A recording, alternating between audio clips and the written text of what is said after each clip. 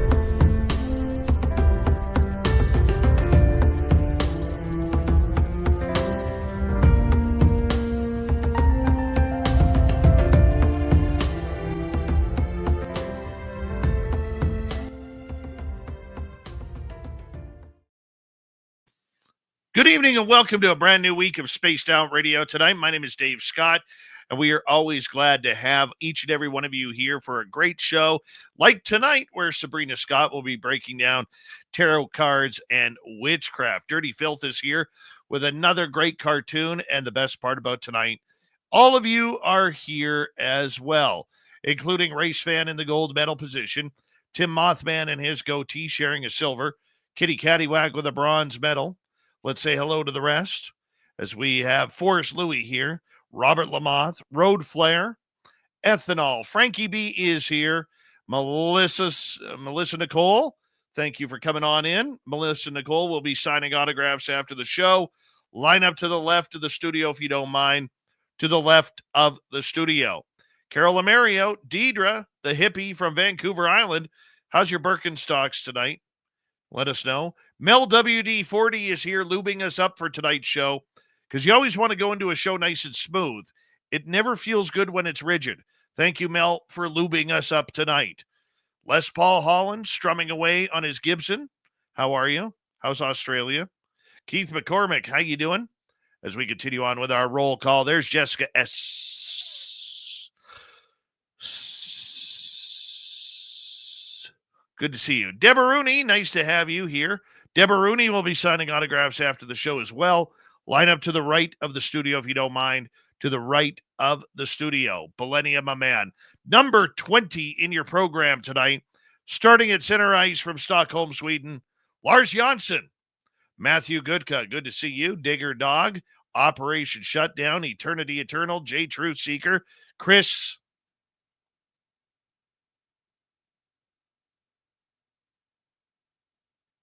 Teen, how are you? Galactic J, thanks for coming on in. As we continue on with our roll call, there's Necessary Dialogue waving. Remember, if you wave to Necessary Dialogue always waves back. Cody Eiler, Lisa Smith, good to see you all. Al Garay over on Twitch, bench press or leg press, 700 pounds tonight. No witchcraft needed, he says, to get ready for tonight's show. Appreciate that. Dave Tiger Williams, he'll drop the gloves for you. Big Bird, welcome to SOR Chat. As we continue on with roll call, if you're new here, don't forget to hit subscribe, ring that bell, because we're just freaking awesome, people. We are awesome here. Walter Kochabinski, good to see you. Free Paul Demon, Laura Lobbs, good to have you here. Scrolling on down, Dookie Pickles over on X, welcome. And who else is here? Hardcore on X. Beelzebub has a devil put aside for me, for me, for me. Oh, my God, that almost hurt. That almost hurt the old larynx there. Welcome, Brad. How are you? Oh, God, that was terrible. Sir Brian Bowden, the man with 8,388 podcasts, watching live tonight while he is simulcasting on his side. Scrolling on down. Hi, Sandra. Hi, Sandra. Hi, Sandra. Debbie Nickerson, thank you for joining us. Bobbert, good to see you. And who's next here? Mr. Cowley, welcome back to the show. Oh, Mr. Cowley loves his spaced out radio. And Lisa Piper, welcome to SOR chat. We're going to get the radio side going here. Hold on. Hello and welcome to the radio and podcast side of Spaced Out Radio tonight. My name is Dave Scott. Sabrina Scott, no relation, is our guest tonight. And I'm not going to lie, we're neck and neck on the pretty scale tonight between her and I. It is neck and neck right now, honestly. Except I think I got more neck than she does. All right, we are in roll call on our YouTube channel. And let's say hi to Yennefer with a soft J. Xanos, nice to see you. And I believe we are caught up. Reminder to all of you, the super chat is open. It's a wonderful way to support what we do on this show on a nightly basis. And you can shop at our Spaced Out Radio store. Why? We do not have ugly swag, people. No ugly swag. You can wear our stuff out in public and actually be proud to wear it to more places than a garage sale. Dave on X or on the chat room, how you doing? Horns up.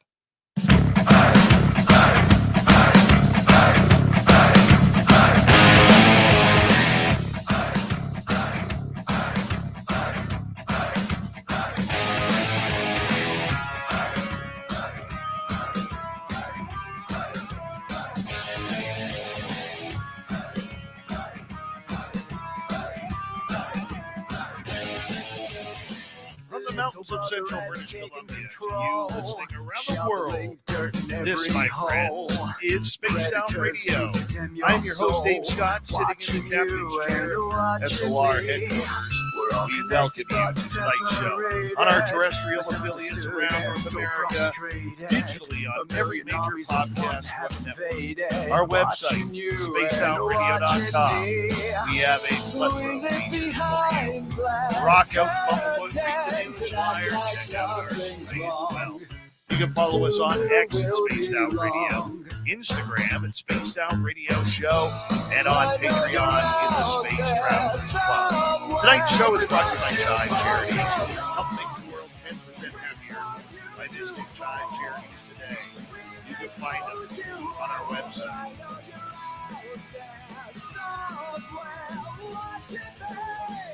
We got a power show of information on tarot and witchcraft tonight. Our good friend Sabrina Scott from Toronto, Ontario. Yes, she may be a Maple Leaf. We don't know. We don't know. We're going to find this out because if she's a Maple Leaf, this interview may be cut short. It's a West Coast, East Coast thing. It really is when it comes to hockey season. It really is. But we're going to have a great time with her tonight. Then in hour number 3, Swamp Dweller will be here with another creepy story. Filling in for the ailing Tim James on the UFO report, Courtney Marcassani returns, and there's been some big news today in the UFO world. All right, this just means it's time to get right to it. Let's get down and dirty right now. Sabrina Scott hasn't been on this show. I thought it was like 2.5 years, but apparently it's like 5, and she was like yelling at me before the show, telling me, why haven't you had me on since? Did I do something wrong? No, you didn't. I blame our booking agent, Dirty Filth, for that. I really do. But Sabrina is a no-nonsense spiritual teacher, tarot reader, and transformative life coach who works to help people claim their magic and change their lives. Working with a global clientele, she is a professional witch whose work has been featured in dozens of magazines, radio features, documentaries, and more. She is the author and creator of 4 books, Witchbody, Curse and Cure, Magic for Real Life, Rapeseed, Poetry, and Writing, About Life After Rape, and upcoming Bodymagic, a graphic novel about witchcraft, trauma, and healing, forthcoming this summer. She is a woman of many talents. We're glad to have her here. Sabrina Scott, no relation. Welcome to Spaced Out Radio again. How are you? I am amazing. Thank you so much for having me.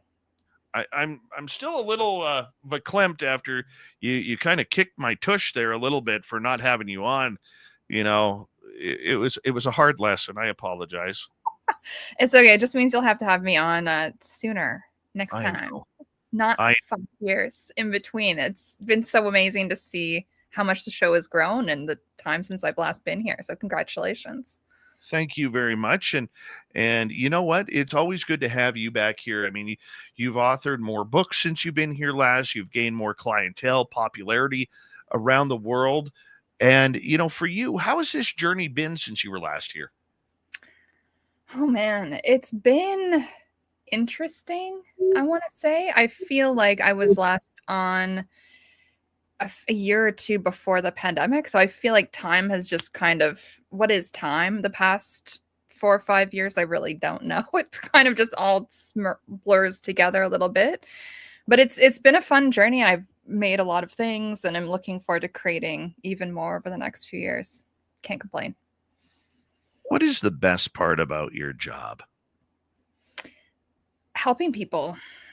By far, that is my favorite aspect of what I do. I get to hear the most vulnerable parts of people's psyche, things that they might not tell their family, their friends, their partners, and I just get to hear everything, the most vulnerable, honest parts of people that they're often afraid to admit even to themselves, and to help them through that into that next stage of growth and often healing and happiness. So it's nice being a catalyst for people's personal transformation. I'm going through a little bit of one right now. I am. I know it doesn't sound very manly from a guy who used to drop the gloves and hockey fight, but I'm going through a spiritual transformation right now. And it's funny because my UFO guy, Tim James, we were over at his house for dinner, him and his beautiful wife, Lorelei, the other night. And Lorelei she's learning her shamanic practices, and she's trying to do a soul reconnection with me. And there has only been 3 people in this world who have been able to A, read me properly, and B, been able to get through my guardians. And the funny part about it was Lorelei I'm lying on her massage table as she's because she does massage as well. And I'm lying on her massage table, and I'm watching or going through this process that she's doing, this soul retrieval. And I'm literally listening to my guides. She's not coming in. She's not. I'm like, just give her permission. I gave her permission to do this. No, we don't want to, So finally, after about half an hour, she says to me, she goes, I could hear her in her breathing getting frustrated because she just can't get in. And I'm like, you're not getting in, right? She goes, I'm trying. I'm having trouble. I'm struggling to have a connection. I've said, my guides have already turned it off. So I've been watching you for a while, knowing exactly what you're doing. She goes, well, why haven't you said anything? I said, because I'm enjoying the relaxation. So what's the transformation that you feel you're on the brink of? I need to reopen my spiritual path to reconnect with what is out there. And it's when I went through my spiritual awakening back between 2012 and 2014, I had a lot of amazing things happen, real amazing things.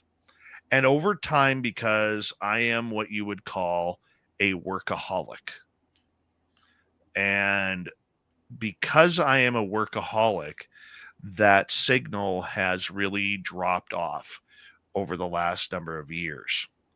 And I've been getting this feeling that I need to reconnect for the sake of a lot of different things that I want to accomplish in this world. And so that's where I am at with everything. It's about accomplishment. Trying to find myself again. That's important. And I think it is a process that doesn't really ever end. Like, we can have that one cycle, and I feel like we tend to always loop back a bit with the spiritual process. Like we'll learn a lesson and then perhaps we'll leave it and then 10 years come back and go through a kind of similar experience. But my question for you with what you've shared is, why are your guides so protective? Do you know? Have you asked them? I'm so curious. That's a hard question to answer. I just know that there is something inside of me that I haven't figured out yet, that they haven't unlocked. Hmm. And I know that if I were to go into my own spirituality, I know it has nothing to do. This, I'm going to go way woo here. So make sure you got your tinfoil on properly here. I'm excited. I'm ready. Okay. This goes well beyond the stars. Like it's nothing religious. It's nothing, godly or heavenly or anything. Cause I'm nowhere close to being anything like that. I'm such a, I'd be like a God's little pinky toenail of power on that one. Right. But to me, there is a very transformative journey that aligns with things that I believe in, which is a culture shock for a lot of people. I mean, I could sit here and give you the basics. Yes, I believe in God. Yes, I believe in aliens. Yes, I believe that there is something bigger out there. I believe in the spiritual realm, and from what I have learned is people such as me who have had multiple experiences with many different types of phenomena. It's kind of like, you're a little bit different than somebody who just sees ghosts or, seeing the odd cryptid or the odd UFO, like give you an example. I can tell you right now, I can astral travel. I've never had any astral travel training. Don't even know how to do it, but I've done it. So when people say, well, how do you do it? I don't know. I just sit in a chair, relax, and then I can go for a ride. I think some people just have skills. Yeah. It's That's weird. how it goes. And I think that's cool. There's nothing to be ashamed of with that. No. I think that's awesome. But who are your guys that you're working with that are being so protective? Are these like ancestral spirits or more the divine or more saints, or would you rather not get into it? But my witchy brain is curious. Since apparently this is the Sabrina Scott show, not the Dave Scott show. See, this is my secret. I always turn it around and ask people questions about themselves because I find it so fascinating. Learning about other people's practice, but you can also ask about me if you want. I'm happy to go through it. I promise you tonight I will ask a question about you. Okay. I personally have 4 guides that I have had contact with. My main guide, his name is Jordan. I never see him. He's always like up here, just in my peripheral. And he's got like a real laid back surfer dude attitude. I have a female guide named, what's her name? Seraphim, something like that. And Sophelia, pardon me. And she is like my butt kicker. Like if I'm being an idiot, she gives me like the slap across the back of the head. She dresses like an accountant, like a very proper accountant / librarian. She got dark hair. She's thick horn rim glasses. She is always sitting on a park bench. And if I see her, I know I've done wrong. Okay. Or that I'm going down a path where I shouldn't be. I have met a wizard guide, as weird as that may be. His name was Cephalus or something like that. And I've only ever seen him twice. and I haven't seen him in more than a decade. He's like the wise wisdom, kind of like my own personal, magician / Buddhist. And then I have an ET guide, and he only comes through on a pendulum. And I don't know his name. And the stupid name that he goes by when I know he's there is number 2. Because Jordan, my main guide, is number 1. And let's say my pendulum is swinging this way for yes. If it's number 2, it'll swing this way, the opposite way for yes. Right? So those are my 4 guides. How about yours? How many guides do you have? Oh, geez. Before I answer that, I just want to say I think it's great that you've cultivated a practice where you can differentiate between them and you know who they are and you can kind of suss out what the vibe is between them. It's quite an advanced spiritual practice. And if any of my audience is listening, they're going to be laughing because they know that for me, relationship building is one of the core aspects of spirituality for me and witchcraft in general, is cultivating these relationships with guides in whatever form they may take, whether they are spirits or divinities or saints or in whatever realm of spirituality we want to get into. But for me, it's a mix of saints, divinities, and ancestors. So I do also work with what I would consider the holy dead, so relatives who have passed on.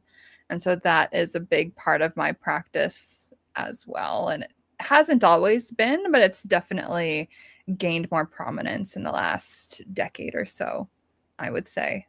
Okay. I've never heard the term the Holy Dead. That sounds like a horror movie name. Maybe we should make one. That could be fun. The Holy Dead. Really what I mean by that is the deceased who are in spirit, who are contactable. Because I don't think that all who pass on are immediately ready to be contacted. Some of them, I think, are just chilling in limbo. They perhaps died violently or suddenly or surprisingly or too young. I think sometimes those spirits are a little bit harder to contact or to get through to. But a lot of them are a little bit easier, especially the ones who have been in spirit for a longer period of time. I just like Holy Dead as a nice catch-all phrase for those folks. It makes me think. My mom passed away a year ago. I've seen her once. And that was last Christmas 2023. And so she passed. Gosh, it's going on 2 years this year. My God. But mom passed away in July of 2023. And when on Christmas Eve, I was down with my dad, doing Christmas with our family. I had my family there. Everybody was asleep. And I was, I'm the guy who waits to wrap things until Christmas Eve. Right. So I'm wrapping presents on Christmas Eve. And I actually saw my mom walk. Like I was in the kitchen and there's a doorway that leads kind of into the living room area where dad's TV is and everything, the Christmas tree was. And I actually watched my mom walk right from where the Christmas tree was towards where my dad was in his room. Cool. But I haven't seen her talk to my mom since. That was just that one incident. That's it. That's it. That's all I got, man. Yeah. Hey, Bill, how are you? What's that? Have you tried to contact her since? I'm curious. Yeah, I don't think she's ready. That's completely fair.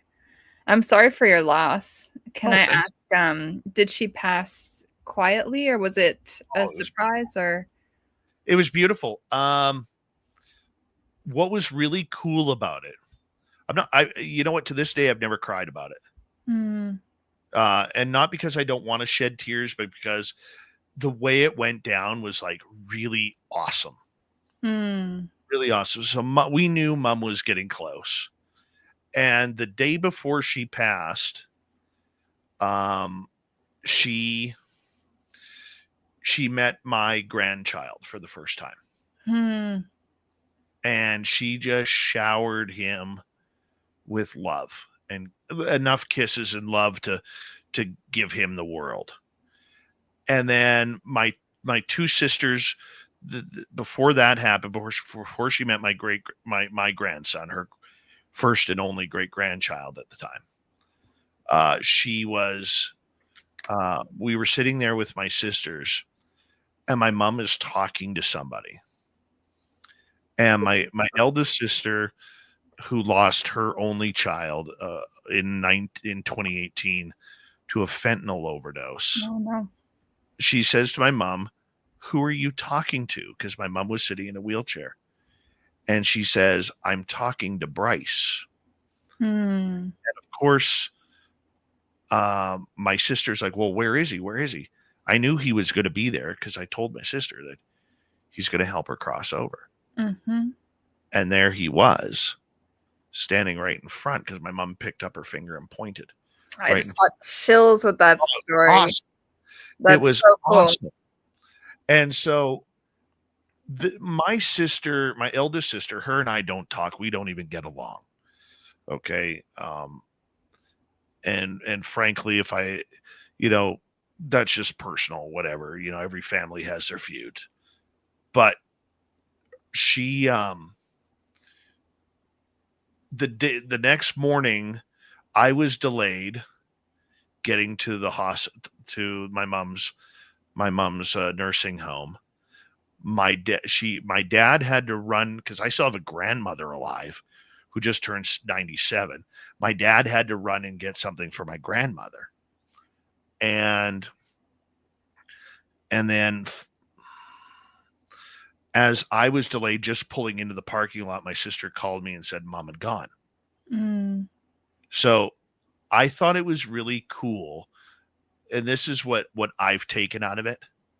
And probably the reason why I've never cried about it is because knowing my nephew was there, and my eldest sister's only child who passed, and that my eldest sister was the one holding my mom's hand when my mom drew her final breath. To me, that was awesome. Mm. Because it was like my nephew never got to say goodbye to his mom. And now here's the nephew welcoming grandma onto the other side, who is holding mom's hand, if that makes sense. Absolutely. That's beautiful. And nothing will change my mind on that. I believe 1,000,000% that's how it went down. Absolutely. That's the way I do it. That's awesome. Yeah. That's powerful. And what's interesting about that too is it sounds like she was able to visually see his spirit, and then Yeah. you were able to visually see her spirit. And so whenever I talk with folks about these spiritual skills of clairvoyance, clairsentience, all of this, I'm always so curious which sense is strongest for people. And it sounds like for both of you, it was that visual sense of being able to see the spirit realm, which I think is so cool. Yeah, it was pretty awesome, to be honest. I mean, death is not awesome. No. No, and let's be honest, we get ripped off as human beings for being here for just a speck of time. It's not fair. It's not fair. No. If I could live forever, I would, for sure.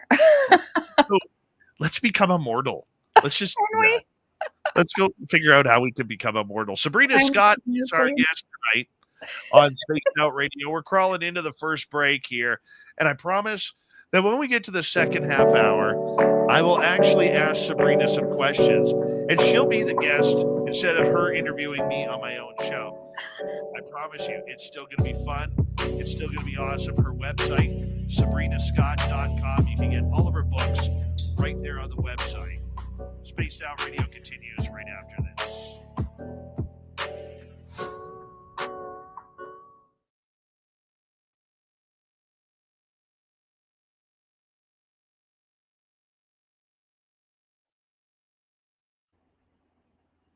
So a few days before I went down to get ready for my mom's passing, because we knew it was coming, I'm driving down, and I'm just on the highway, and I'm like, "Hey, bud," to my nephew, because my nephew and I were really close. I said, "Hey, bud, are you around?" And all of a sudden, he's like, "Yeah, I'm here." And I'm like, "We're gonna need you here, man. Mm. We're gonna need you." I said, "Grandma's is about to pass, and we're gonna need you there to help her out on the other side." And I was getting emotional and everything like that. And um, and all of a sudden, like, my nephew, he wasn't cocky, but he was very confident. And he goes, "I don't even know what you're worried about. I got this, man. Like, what are you worried about?" It was just so blunt. And I was just like, "Rock on, man. Rock on."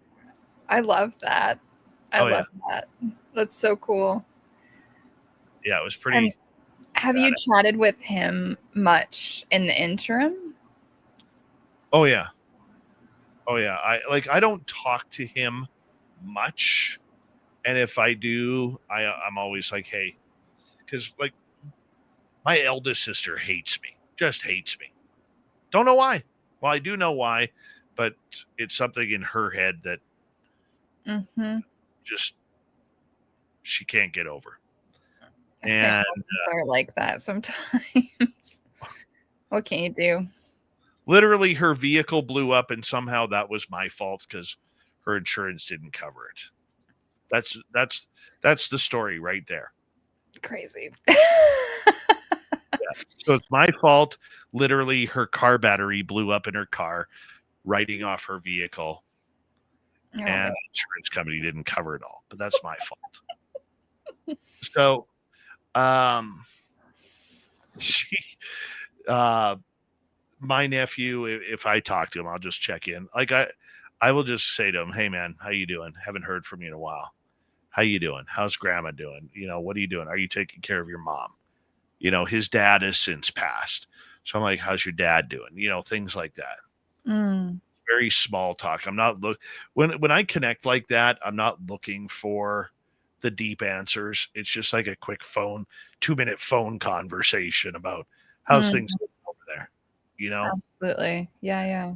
So Like, out of everybody thinks it has to be so profound. it doesn't have to be. Any Jimi Hendrix concerts. Hi, gorgeous and amazing Kira. How are you? Right? So, I don't know. I don't get it. Spirits are people too. It doesn't always have to be deep. Sometimes it is deep, but it doesn't always have to be. Yeah, it's pretty cool. I was going to ask if you have an ancestor altar or any place in your home where you've got all photos of the dead folks in your family or anything like that. Upstairs. So you do have one. That's great. It's like always the first homework I give my students, like always. Yeah. Yep. Yeah. Even if they think their family is crazy and their relationships are terrible, I'm like, don't care. Do it anyway. It's important. We all come from somewhere. It's funny because it bothers my dad. I have 2 older sisters, and there's just nothing there. Mhm. Nothing there. It's not that I don't love them, but it's kind of like, my eldest sister, she's somebody who is probably, she's 60. How old am I? 51. So she's 61 going on 19 Mhm. emotionally. Some people just never grow up and they Yeah. just stay adolescents Yeah. forever. It's shocking, but My true. other sister, she's created her own nest egg and a good life, and I don't fit into that. You know what I'm saying? Mhm. So I'm very cool with that. I'm Mhm. very cool with that. She's a little pissed at me right now because I didn't go to my nephew's wedding. But Wait, why didn't you go? Now I need to know. Well, we're coming back for break in 20 seconds, so So it'll be a mystery forever. Okay. I'll fill you in on that. I'll get to questions in hour number 2, people. Thank you to Debster for kicking off the lone super chat tonight. Much love to you, Debaruni. You're the best.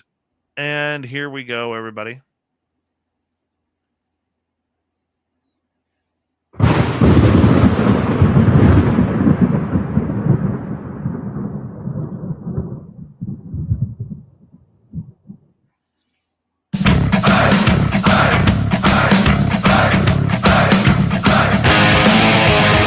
Here we go, the second half hour of Spaced Out Radio tonight. My name is Dave Scott. Always appreciate you putting this on in wherever you are on this beautiful planet we call Earth. Reminder to all of you that if you miss portions of this show or others, you can always check out our free archives on YouTube or any major podcast network. Our website, spacedoutradio.com. We have a plethora of features for you. Rock out to Bumblefoot, read the Newswire, check out our swag as well. Follow us on X at Spaced Out Radio, Instagram at Spaced Out Radio Show, and on Patreon in the Space Travelers Club. All right, we have a great, great guest for you tonight. Sabrina Scott is here. She is a proud witch. She is a tarot card reader. She is an author.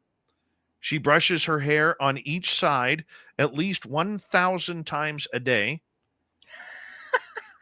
No? I actually don't even own a brush. Look, you're killing my mood right now. It's true. I'm sorry. And you know what? Her website, SabrinaMScott.com. You can find all of her books there, SabrinaMScott.com. And she's got some, this lady is so talented. We're going to learn all about her right now. Sabrina, thank you so much for being here. It's awesome to have you here. It's absolutely my pleasure. It's always a laugh. All right. You deal with people on a daily basis to try and find their inner workings, their inner healing, their intuitiveness, their own personal life journey you help guide them on. Mm-hmm. How does one do that? Where do you start? I think the first place to start is by asking questions, which is kind of what I was doing with you before. I feel like whenever I'm starting a session with someone, I want to know what is present for them in their life. What is going on for them? It's not a cookie cutter approach, and every time I work with someone, it's a little bit different. I always tailor it to exactly what folks are going through. And so there's a mix of tarot, perhaps. There's a mix of mediumship. There's a mix of just psychic impressions. And then there is a coaching aspect sometimes as well, or some kind of mentorship, or bringing in some of my knowledge from my PhD studies, which tend to be more psychological, trauma healing kind of stuff as well. So it's a nice hodgepodge of things, but very rewarding. So you get a client who comes up to you and says, I need some help. I just don't feel very much the same as I used to. I want to be happy again. I want to feel free again. Take me through that journey of what you would do. I think if someone was that vague and didn't provide much information, I would probably suggest that we start with a tarot reading. Because the tarot reading what will often happen is what comes up in the reading will be that thing that they want to say, but that they're afraid to say, whether they're aware of it or not. Sometimes it's the cards that make that thing present to them for the first time. Like they'll have this response where it's like, oh, like darn, like I forgot that was happening. I wanted to bring that up, but I didn't. Or this thing that they're kind of trying to push under the rug, that will always come up in a reading. And it's usually the last thing that people want to talk about is what will emerge. And so I'll usually start with a reading to give us some kind of something to work with, something kind of concrete, something that is not just pulled out of the ether. There's some merging of my energy and their energy in the cards that get pulled. So there's a very concrete place to start. And then based on that, I'll ask a series of questions and we'll go through the reading and just really troubleshoot and see All right, what are the challenges in this person's life? What caused them? What are the patterns we're noticing here? And then, crucially, what are the steps out of that quagmire that they happen to be in? And sometimes it's just a feeling of losing that zest for life. Sometimes it's something a little bit more serious, like a depression or a bad relationship, but often it is just that kind of something is off. They can't quite put their finger on it. They know they're feeling unfulfilled. And what I really love doing is helping people find a way out of that. And sometimes that just involves a simple tarot reading of, okay, clearly the answer is just do this, or you can do this or do that. There's a few different options. Here's what will likely happen if you take each road.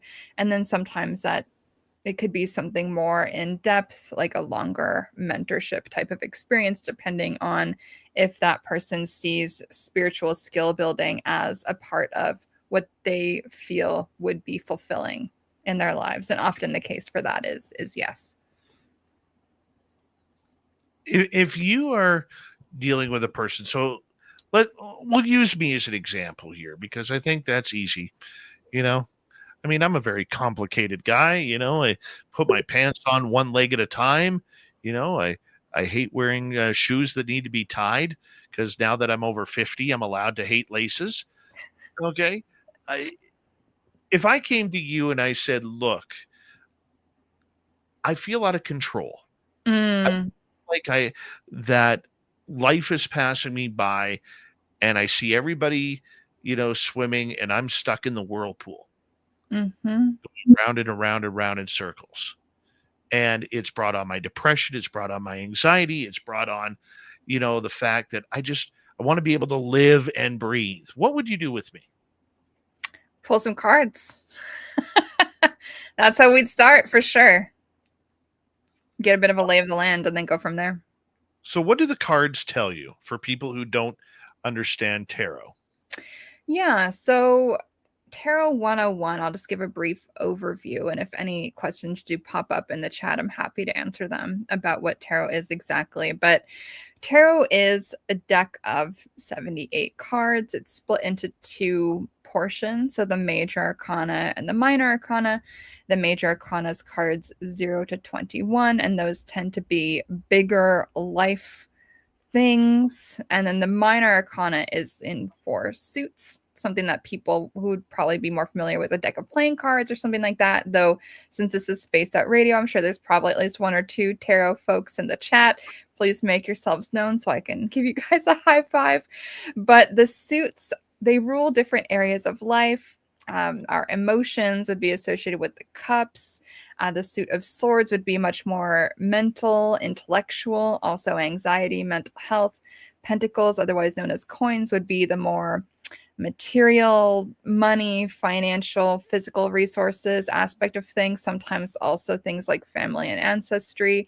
And then wands would be associated with fire, which is that zest for life, that motivation.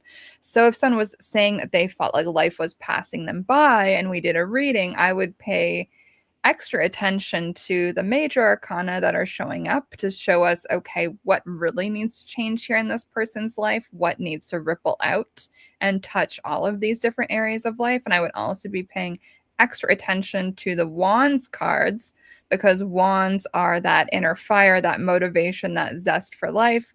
And if we're getting a bunch of crappy wands cards that are unpleasant, or if they're reversed, that's going to indicate to us that there's likely a lot of blockages for that person who is feeling that way. And all of the other cards around that would reveal, all right, what's the problem? What's the cause of this? And crucially, what can be done about it? And so the tarot, one of the things I love about it is very solution oriented. If you read it properly, it's not just about commiserating and being miserable and woe is me. It's very much, all right, here's the situation. How can we deal with it? What is the way out? What are my options here? So I love that. It connects us with our personal agency. And I think that some folks who are not as familiar with tarot might see it as just fortune telling, or we're passive recipients of what the cards say, and that's that. But that's not really how I see it. I see it as tarot as a tool to help us figure out what to do next, which is part of why I love it. I'm shuffling my cards right now for you. Ooh, what deck is that you have? It's Oracle of the Shapeshifters. Oh, so is that an oracle deck or a tarot deck?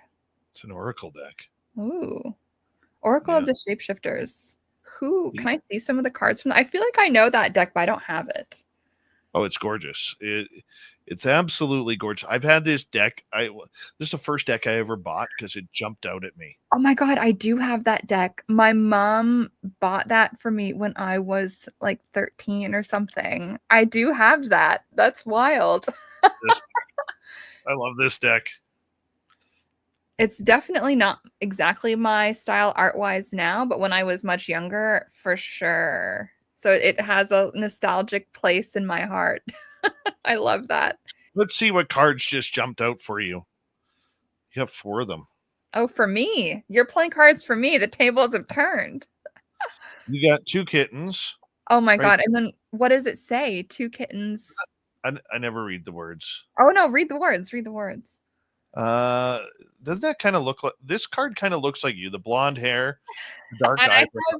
I have 3 cats actually, so Cats. One cat looking stoned. It says, you must choose.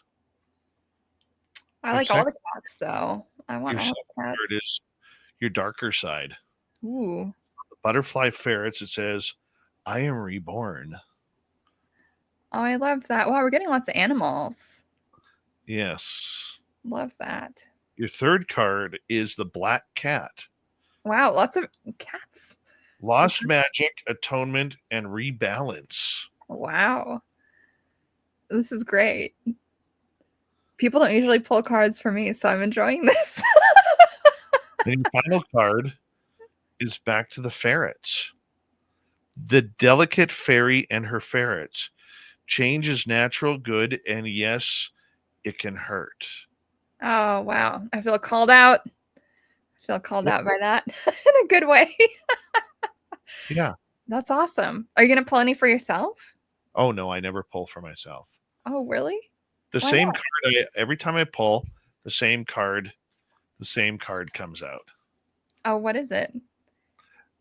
I'm going to see if it'll come out for me. I'm putting the energy into it right now.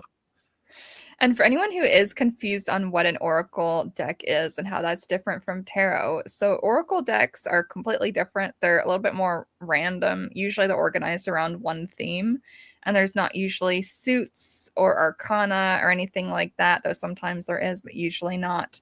And it's around a theme, so that one is shapeshifters. And so many of them are like animal oracle or the gemstone oracle, and it's just organized around themes. So I love oracle decks for a different reason than I love the tarot. Oracle decks tend to be a little bit less slap you in the face than the tarot. The tarot is very slap you in the face. The oracle is a bit more relaxed and uplifting. If I had a really, really, really bad day and could not deal with a tarot reading, I would definitely pull an oracle card instead.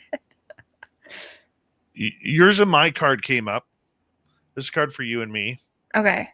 I'm going to save the title for it quickly here.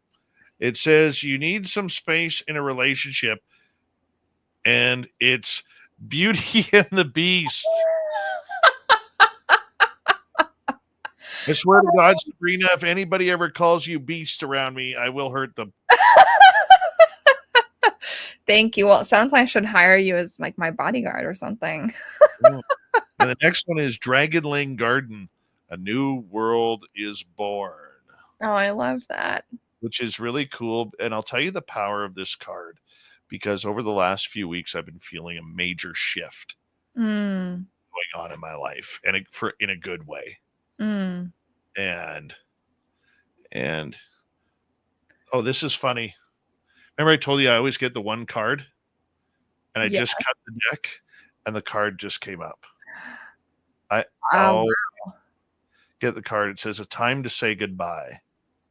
You always pull that. That's so interesting. And then what does this thing say at the bottom?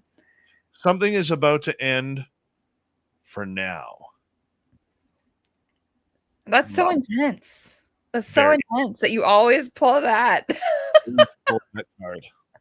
And how I know it's that card is because the girl on the card is holding a dragon for our radio audience who can't see.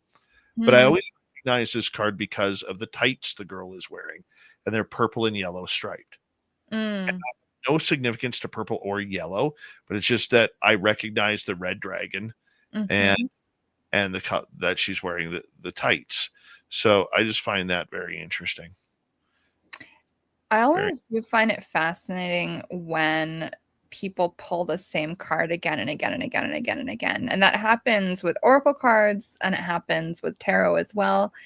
I have this oracle deck called, I think, the Alvine, I don't know, oracle card deck. And it's by an artist whose name I'm not going to pronounce, but if anyone checks my YouTube, it'll be the one where I recently did a YouTube live unboxing her most recent tarot deck. That same artist, if anyone does want to find it.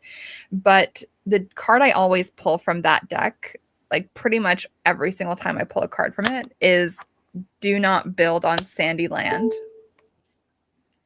Why do you think cards become like that? I think it happens when we've got a lesson that we need to learn.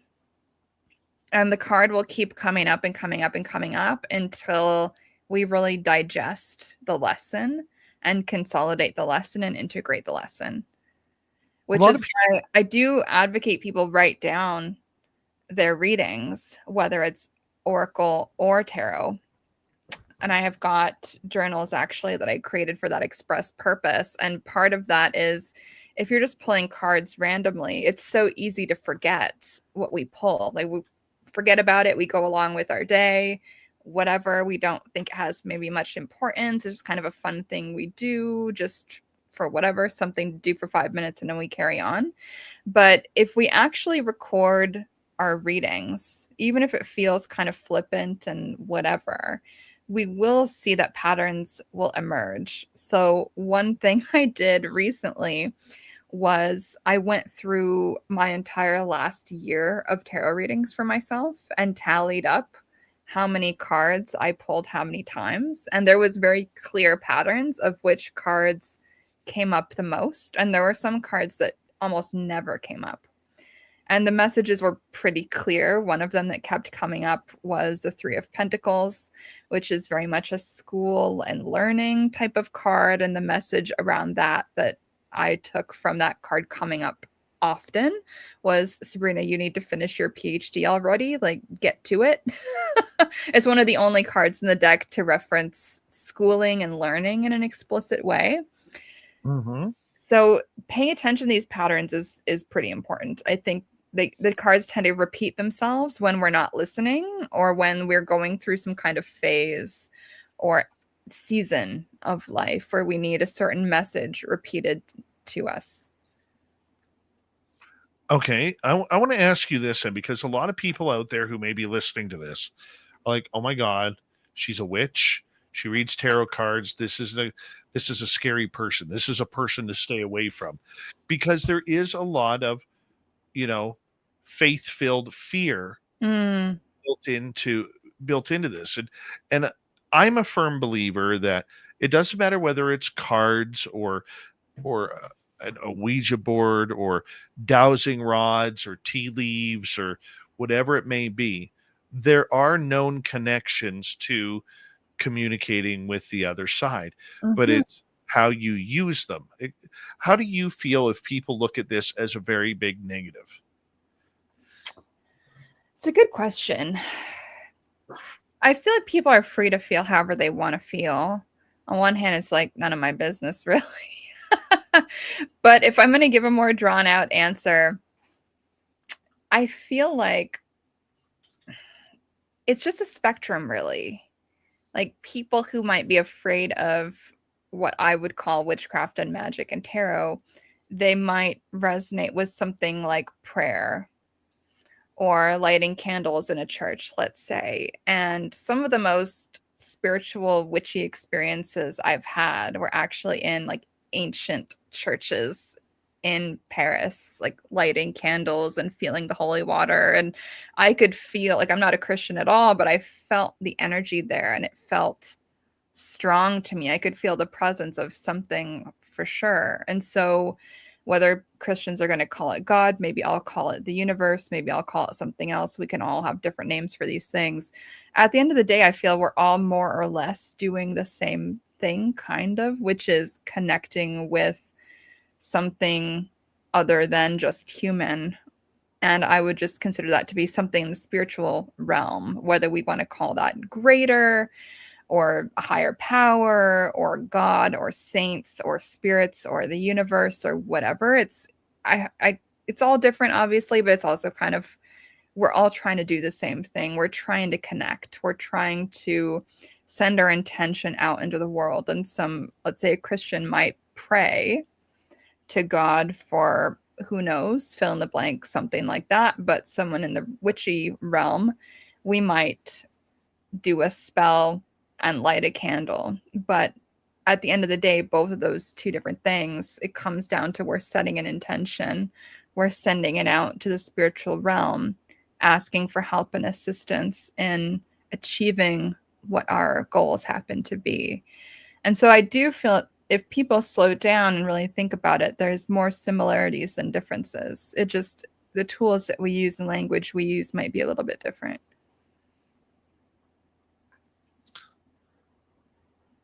You also have the power of spells, though. Mm-hmm.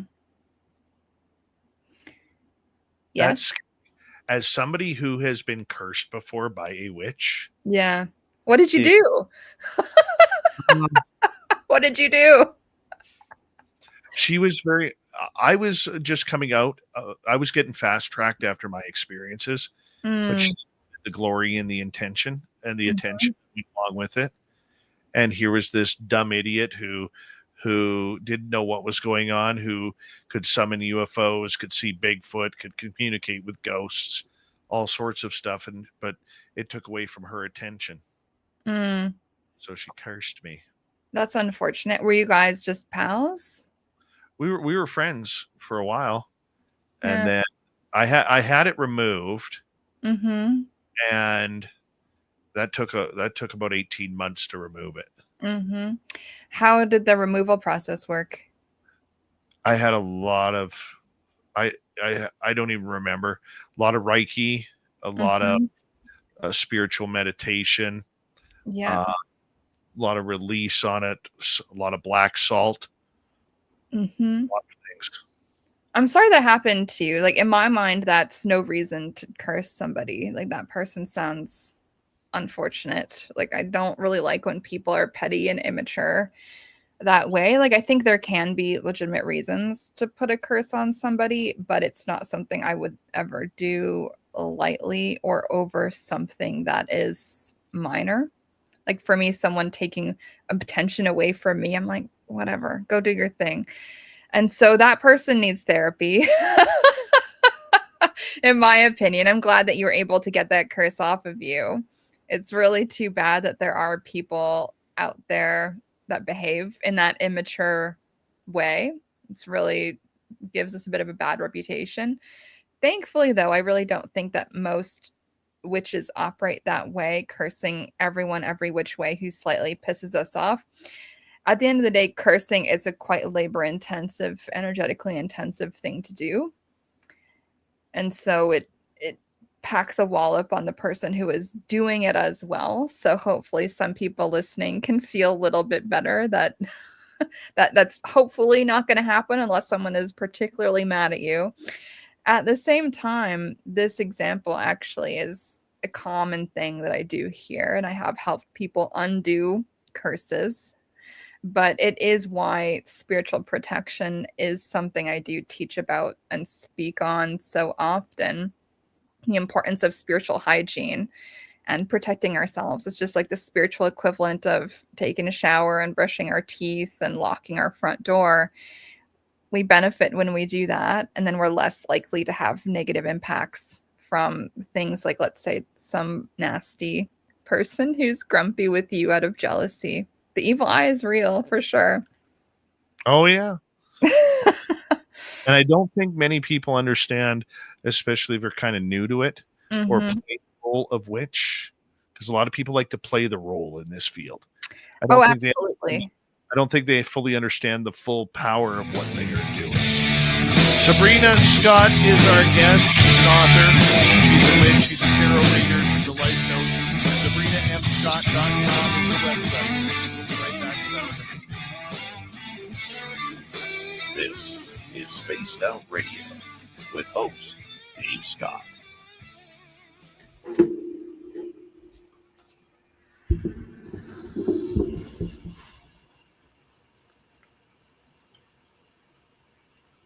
All right, we're clear.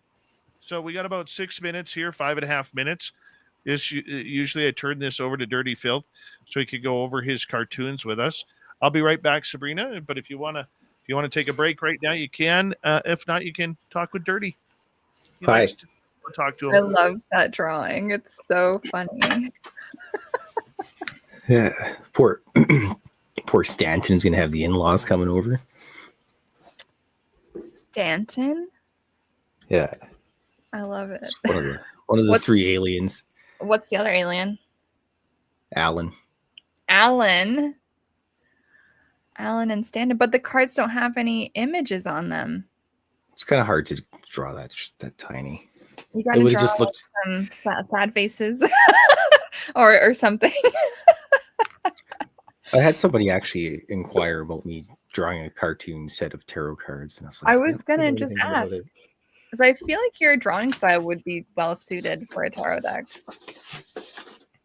We have to investigate into that. I actually, the other day, Saturday, I went to the library where I live, and I inquired if I could give them a copy of my book to have in the library. Oh, fun.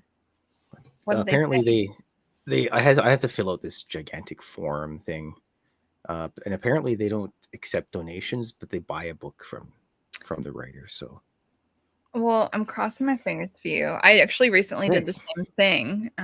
The library here has 3 copies of my first book, but I've requested that they get copies of my second book, which is self-published. So I'm not too sure if they will do that or not. Is your book with a publisher or self-published? it's just self-published as well. I can't Fingers crossed. until I get hit a New York Times bestseller. It's a little expensive going through a publisher right now. You know what? I feel like fancy publishers are overrated for the most part. As someone who's done both, like, this is not to slag on my my publisher for my first book. They've been great.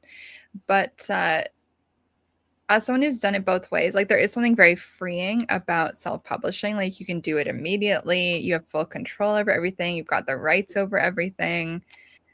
There's something really, really nice about it. I think it's the future, to be honest. It works good. I mean, if somebody's going to buy your book, they're going to buy it regardless, anyways. Yeah, But I exactly. think it would just be nice to walk into like a bookstore, Chapters or Indigo or whatever, Oh and man, just saunter up and I totally scribble in my own book. I've done that. It's honestly, it's one of the best feelings in the entire world. It's like it never gets old. It's so satisfying. It's so Anybody sad. ever try to stop you? Like, hey, you're vandalizing the book. It's like, technically, I wrote this book, buddy. Well, what I usually will do is I'll just grab the books and bring them up to the front desk, and I'll be like, "Hello, I'm the author of this book. I wanted to sign it if that's okay with you guys." And then they usually like put a sticker on the front that's like signed by author. Oh, neato. And so then they usually will give it a place of prominence so that people can see the sticker.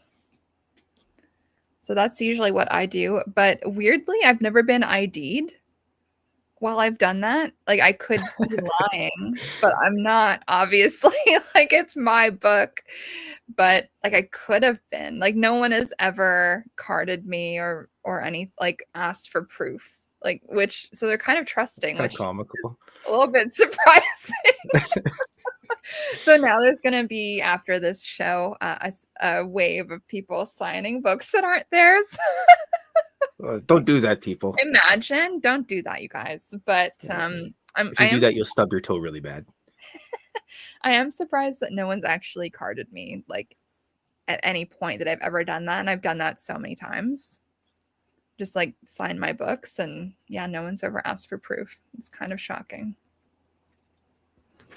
just gonna try to reach my deck. Actually, I should have reached for it before. All right, I am off to give the cats some snacks because they deserve them. Give Blob an extra one because we miss her. Blob, Blob, that's so cute. Yeah. She's stuck on the heat register still, Dave. It's cold outside. I actually also have a cat right now. Fuzz. Okay, have a good night, everybody. Dirty Filth. Dirty Filth, everybody.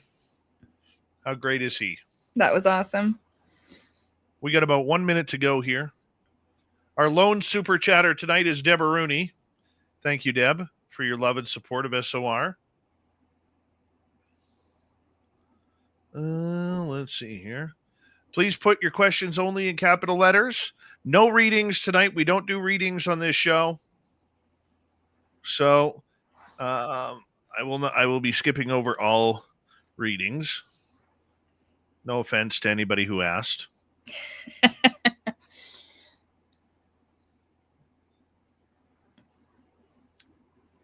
And yeah. Rexamillion, how you doing? Good to see you. How did I have the curse removed? A lot of alcohol. No. I'm teasing. All right, we got 10 seconds. You having fun? I'm having a great time. Are you having fun? Always. I love it. Here we go.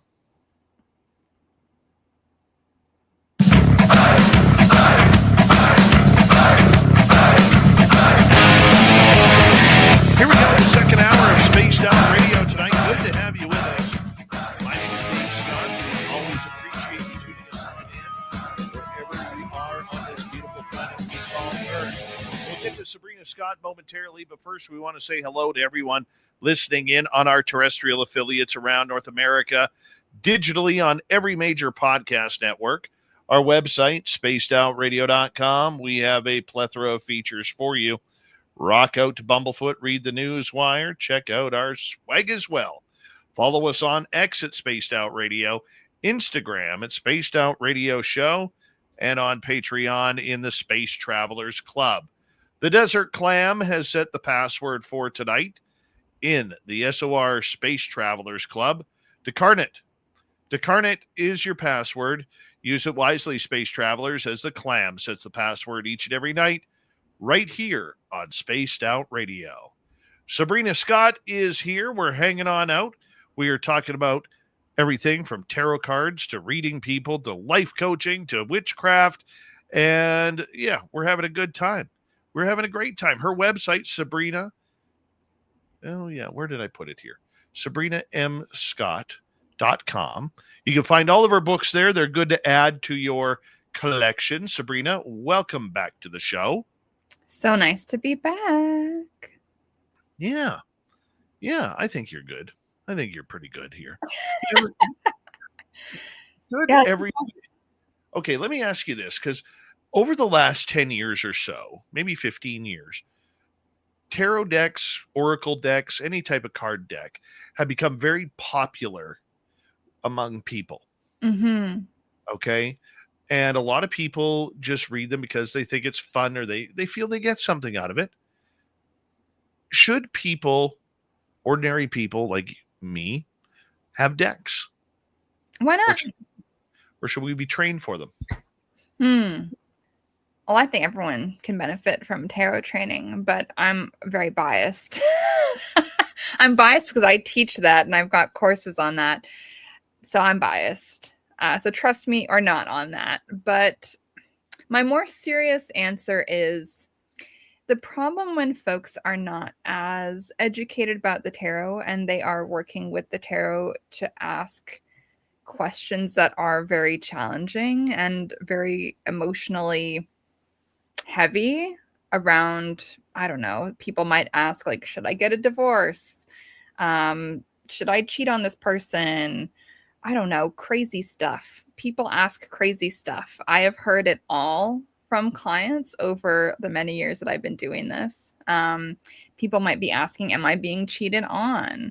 Am I going to die? Like, people are going to ask these big, heavy things. And then the problem that arises from that is when they don't know how to read the cards properly or with a high degree of skill, what can sometimes happen is they end up feeling worse after the reading because they don't really understand what the cards mean. And especially they don't understand what the so-called bad cards mean. So there is, for instance, a tarot card called the Death card. And if you're having some paranoia or some fear, let's say around the beginning of COVID, I had a client pull the Death card for herself. And I had to talk her off a cliff because she was so stressed out. She was super new at reading tarot. And I had to explain to her this doesn't actually mean literal death. This card just means transformation and change, and that things are not going to be the same.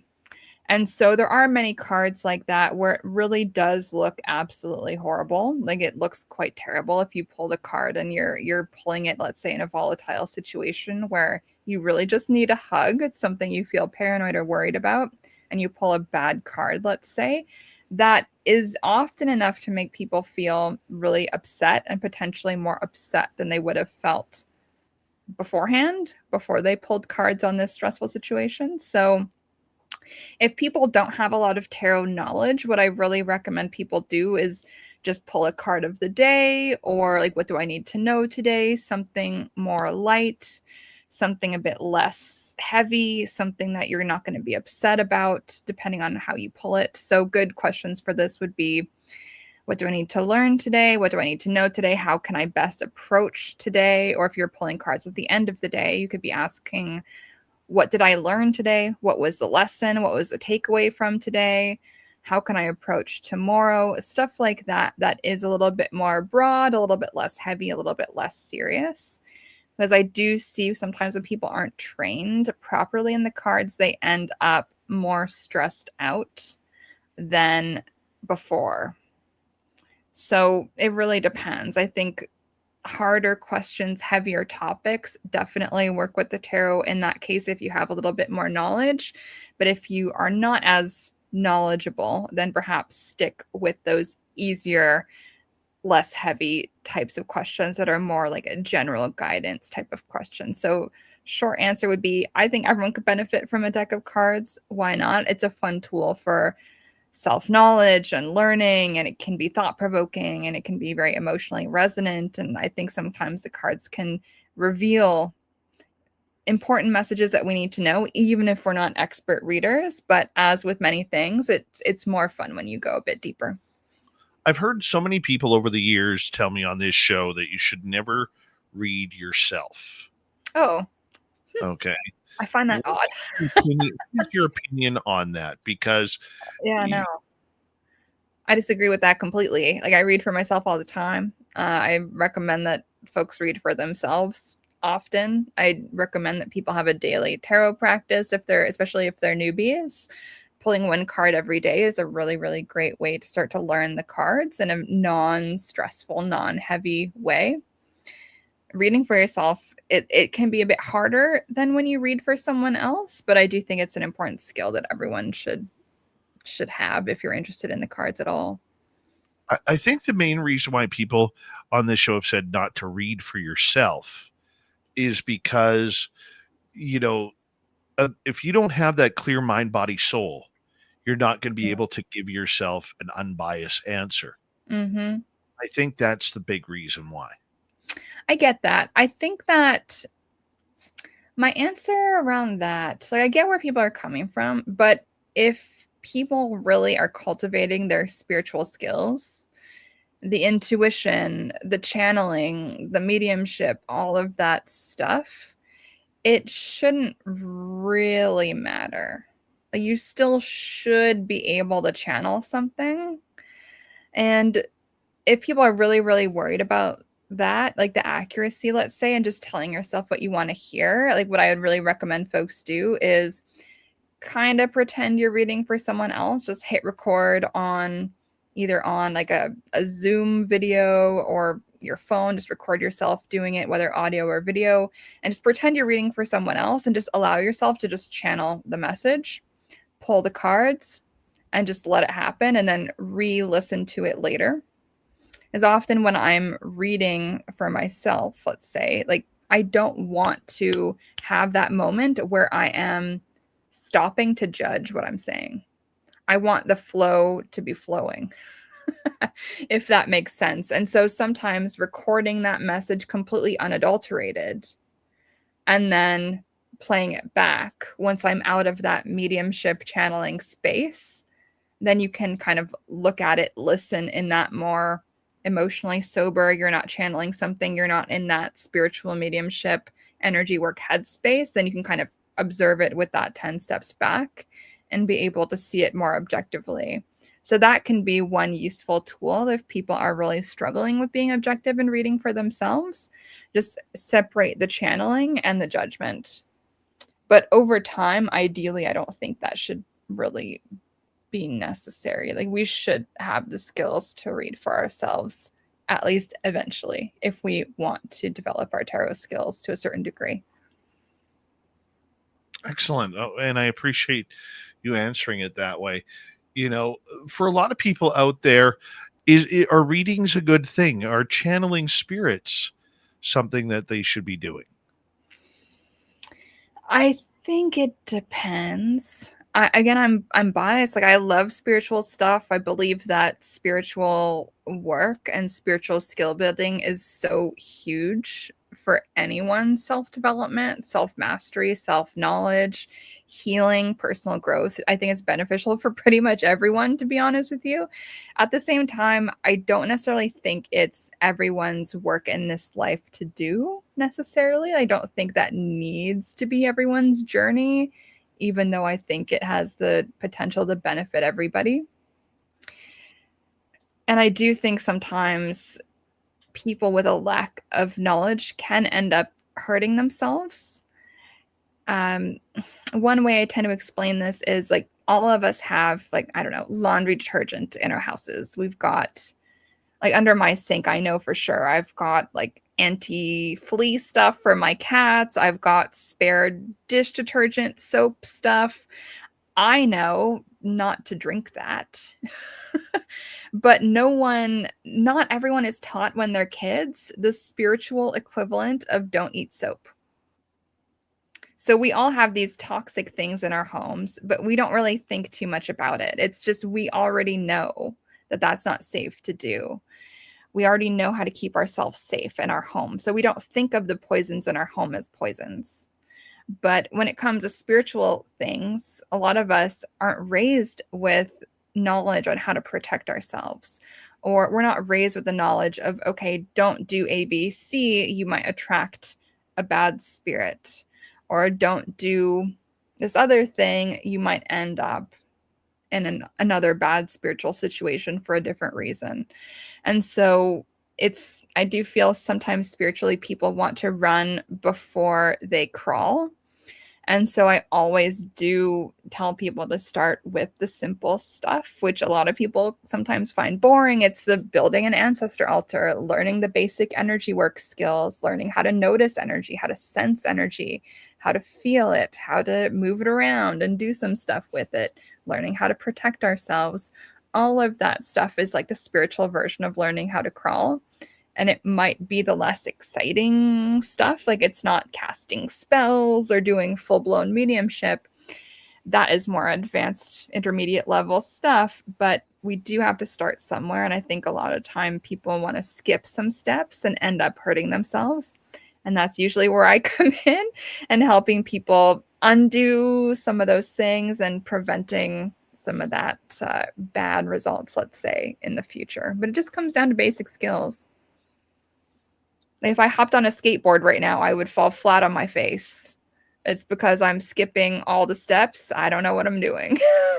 Spirituality is the same thing.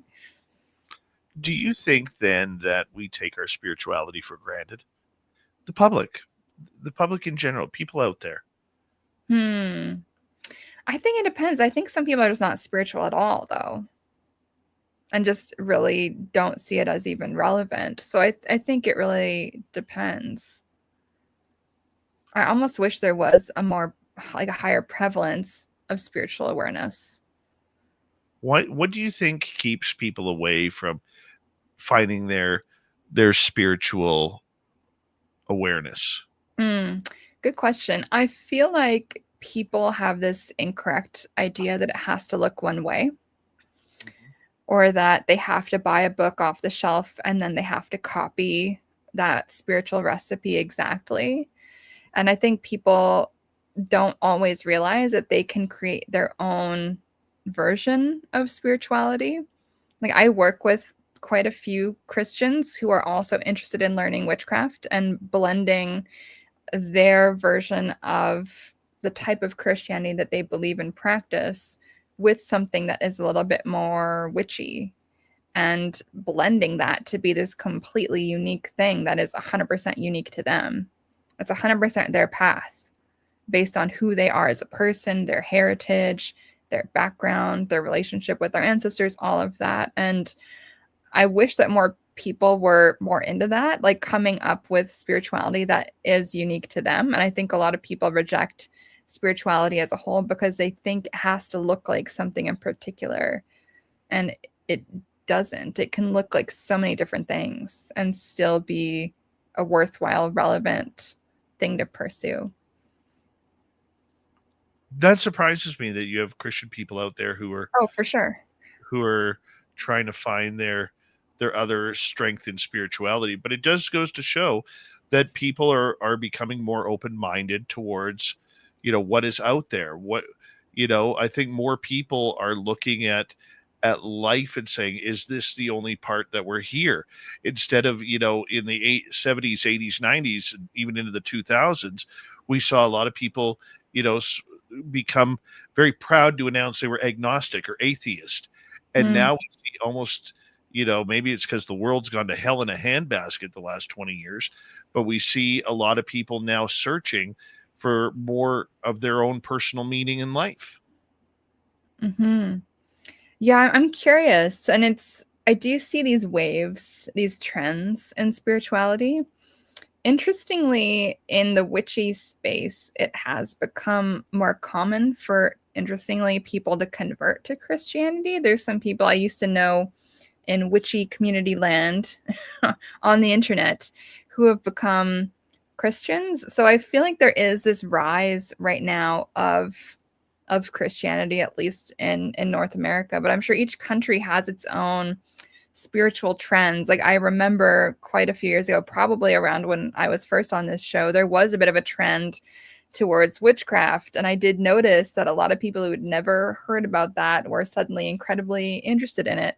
And of course, a lot of those people have now left the witchcraft space and are interested in something else. So you do see these kind of ups and downs when it comes to what people are interested in spiritually, but there are going to be those of us like you and me who are just kind of in it to win it, and we're just here, and we're going to be here doing this work, talking about these topics probably forever. At least I don't want to speak for you, but for myself, I know for sure I see myself always being committed to speaking on these topics no matter what the trends are out in the world.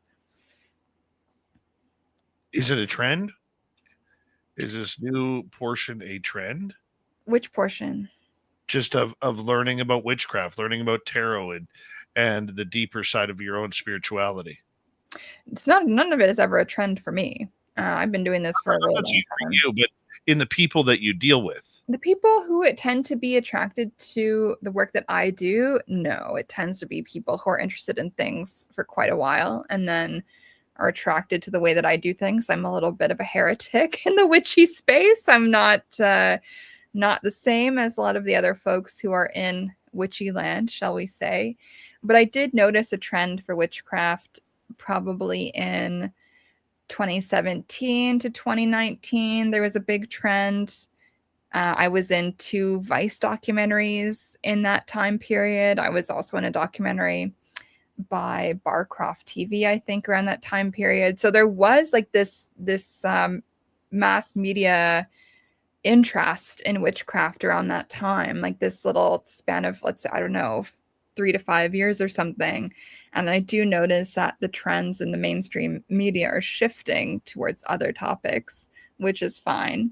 But it is interesting to me just observing the larger trends in North American culture of what spiritual things will grab people and what causes that to be the case. I don't really have the answer to that, but it is interesting to see who sticks around and really does that deep dive work to learn how witchcraft works, how tarot works, and to go really truly deeply into the spiritual realm. I'm sure you probably would agree with me that it's more fun when you go deeper into this stuff rather than just hang out on the surface level. Oh, I totally believe that. Totally believe that, once you get deep into your own consciousness and actually see what's actually revolving around there, it's a whirlwind of information that you didn't even know you had within yourself. Mm-hmm. Which is empowering. I feel like it's super interesting. It feels so much more connected to the universe and yourself and just all of it. 3.5 minutes to go before we have to go to break here at the bottom of the hour. I want to get to some audience questions. We'll start off with Blue Moon here. Sabrina, my mother had a witch put a spell on me or a curse. How can I have that removed? Oh no. And I'm supposed to answer that in 3 minutes. Blue Moon, I'm so sorry that happened to you, first of all. That sounds horrible. So how can you get it removed? Every curse is different, in my opinion. With this type of thing, I usually do start by pulling a few cards for someone just to see the lay of the land, as sometimes people think they're cursed, but they're not actually cursed, which is maybe not a popular thing to say. I think a lot of the time more people think that they're cursed than actually are cursed. And even if someone says that they've put a spell on you, it doesn't actually mean that they have. So my follow-up question would be to you, Blue Moon, how is this impacting your life? Are you noticing negative effects? Like, what is going on? What is the impact, if there is one? Or are you just aware that there's a curse? And so, first of all, it would just be this kind of in-depth diagnostic approach before we really figure out what the solution is. Because every curse, if indeed there is a curse that is on you, is going to have a different solution. And then if there is no curse, it would be, okay, well, what magic can we then do to protect yourself, let's say from your mom or from anyone else who wishes you harm or bad luck, and just getting your spiritual protection skills up. So it probably would be a mix of spiritual protection and banishing and potentially cord cutting and potentially some other slightly more aggressive magical things there as well, depending. So it depends. There is not, unfortunately, a one-size-fits-all solution to this stuff. It depends on what kind of curse. Don't you have to diagnose the curse first? Exactly. Yeah. So it's kind of like when you go to the doctor. They're going to ask you a bunch of questions, and sometimes it's going to be you've got a migraine, and sometimes it's going to be just you got a concussion. And this treatment is going to be a bit different. So spiritual stuff is a little bit the same. It's like if your head hurts, depending on whether it's a migraine or a concussion, the treatment is going to be different. And spiritual stuff is kind of the same. So I would look at a curse in very much the same way. We would want to be looking at what happened. Are you sure there was a curse? And how is that impacting your life? And then go from there. I think that's wonderful. We got just under a minute to go here. Let's sneak another one in from Deb here. Do you practice voodoo? And what is your belief system with it? That's interesting. So personally, I don't. For anyone who doesn't know, and I'm going to explain this very badly, as it's not really what I do, voodoo is a subset of African diasporic religions, otherwise known as African diasporic traditions. So if you ever see any of those abbreviations around the internet in witchy land, like you'll know that that's what that's about. So voodoo has Haitian origins, and it is a specific practice. Not what I do. What I do more comes from European and particularly English styles of magic. But voodoo is a form of magic. It just comes from somewhere different.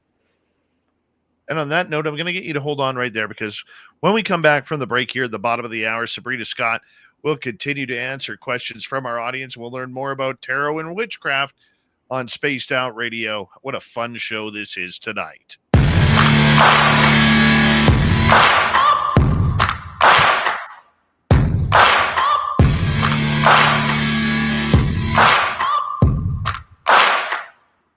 You're listening to Spaced Out Radio with your host, Dave Scott.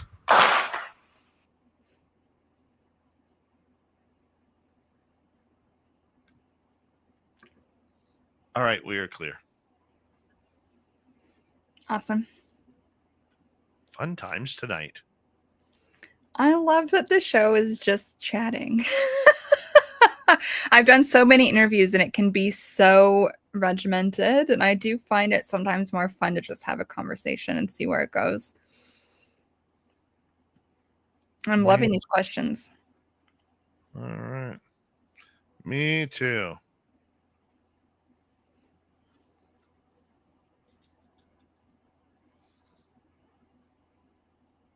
Trying to just see who else is here.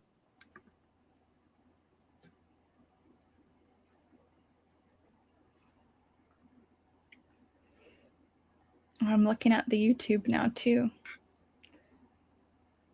to see all the comments. It's so fun to see everyone's comments. It's fun, isn't it? Oh, someone's asking how many tattoos I have. A lot. Mm-hmm. A lot. She's got an appointment to get a picture of my beard or a tattoo of my beard put on her here pretty quick. It's going on her right shoulder. It's going to happen. Next time I'm on here, you'll see it. Oh, I'd be so privileged. It just means you have to have me on more times, and then we'll do it. I gotta get my sleeves started. Are you gonna have it be like spooky things? Yeah. Themed? I think that's a great idea. Yeah. I'm getting an alien head put on me with a symbol that came to me one night. That sounds like a great idea. A lot of my tattoos came from spiritual visions as well, actually. So I think that's a great way to do it. Yeah. Let me see. I think I saw Blue Moon saying about your mom. I'm sending you good vibes, Blue Moon. I'm sorry for what you've been through. It sounds really horrible. The symbol that I was downloaded. Oh, cool. I don't know what it means, but I'm going to tattoo that. Sweet. Do it. Yeah. Do it. It's going to be like a necklace underneath or I might put that on the alien head. I'm not sure. I still don't know what it means. It'll probably be revealed in time. I feel sometimes the visions that we get spiritually, we might not know what it means in that exact moment. But if we stick with it and we remember it, usually I find the meaning becomes clearer over time. So the cool story about that symbol was, this is going back probably 4 years ago now. I was sleeping and my phone rang. And it was my buddy Olaf Phillips. And it was 3:30 in the morning. And I answered it just to make sure everything was okay. And I answer the phone, it goes click. And then I put my phone down, calls again, it goes click. So I call him back, goes to voicemail. I say, hey, dude, you just called me twice. Give me a ring. I want to make sure everything's okay because he's in California. 3:33, my phone rings again. And all I hear on my phone is doo, doo, doo.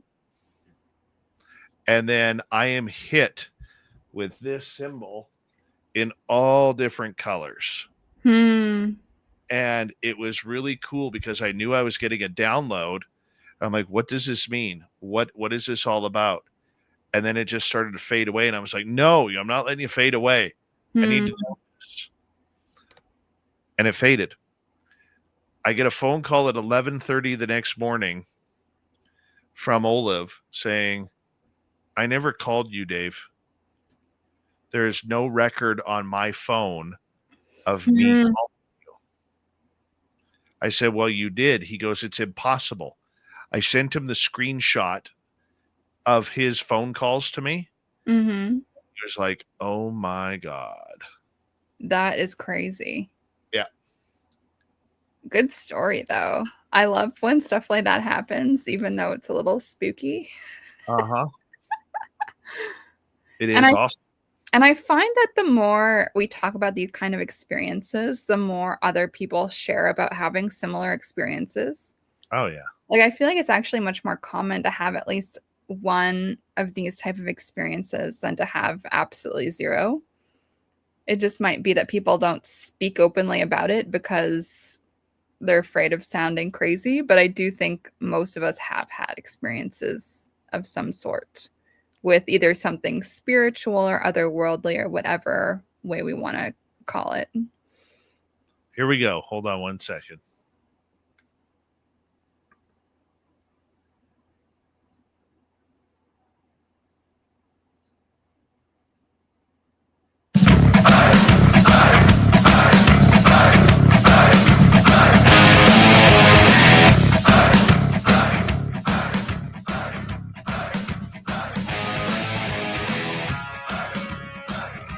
Here we go, the second half of Spaced Out Radio tonight. My name is Dave Scott. We always appreciate earning your listening ears wherever you are on this great planet. Reminder to all of you, before we bring Sabrina back on, that if you've missed portions of this show or others, you can always check out our free archives on YouTube or any major podcast network. Our website, spacedoutradio.com, we have a plethora of features for you. Rock out to Bumblefoot. Read the news wire. Check out our swag as well. Follow us on X at Spaced Out Radio, Instagram at Spaced Out Radio Show, and on Patreon in the Space Travelers Club. Here we go. Sabrina Scott is here. We are getting into audience questions. Her website, sabrinamscott.com. She's based out of Toronto, Ontario, and yes, that is in Canada. You can find all her books on her website. Pet peeve of mine for my American listeners. I don't like it when you hear people say Toronto, Canada. Like, we're your neighbors. It's Toronto. Toronto. What bugs me is when people say Toronto. There was that movie that came out recently, I don't know, a few years ago, where it was The Man from Toronto. And it's like the people who made that film never had actually met anyone from Toronto, because no one, for anyone listening who isn't from here, no one says Toronto unless you're not from here. We say it Toronto, which I know makes no sense, but that's how it is. That's like the new piece with Newfoundland. Mm-hmm. Foundland. Right. It's so true. And you're in Vancouver, right? No, I was 9.5 years ago. I escaped Vancouver, the Vancouver area. I went up way north. Okay. Like really cold right now. Okay. Whereabouts are you? Can I ask that, or is it a secret? In the Caribou region of British Columbia. Okay, that sounds, if it's named after animals, it sounds remote.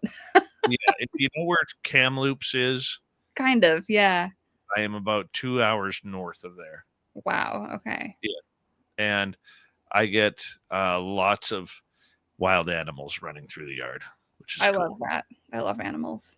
Yes, you just get people in your area running through your yard. You know what? That's actually not true. So I get lots of creatures out in my part of the city. So I've had a possum on my front lawn, possum, skunk, coyote, Yes, foxes, yes, I love rabbits. I've had all of that on my front lawn, basically. Now, what's really cool about the foxes, I have 2 little foxes in my area. And one of them is a black firefox. I don't even know what that is, but that sounds awesome. So it's black with like bright orange on the body. It looks like it should be a painting. That sounds beautiful. They're very rare. Well, now I know why you have that shapeshifter oracle, since that is mostly animals and creatures, isn't it? Mm-hmm. Except there's no Sasquatch in there. Shapeshifter. There must be some kind of oracle deck that has that kind of theme, though. I'd be surprised if no one has made one. I'm sure it's out there.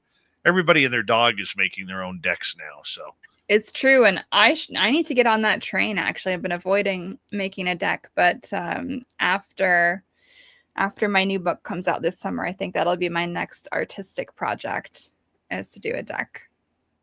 Big Bird would like to know, have you ever been shopping or in any other public place where people just approach and ask for readings? Oh, fun question. So I do get recognized sometimes, which is kind of crazy. I think the last time I got recognized, I was eating a hamburger at A&W. Nice. And thankfully, no one asked me for a reading at that point. I was like mid-bite. So whenever people do recognize me in public, thankfully, they don't ask for a reading on the spot, which I think is great. I love when people say hi. I've done readings in public at bar nights sometimes. Like sometimes it'll be like a pre-planned event. I've actually done a tarot reading event at Indigo before, which was really, really fun. And for the Americans listening who might not know, that's a big bookstore up here in Canada. But thankfully, I have not had folks just kind of ambush me and ask for a reading on the spot in the middle of me doing whatever it is I'm doing.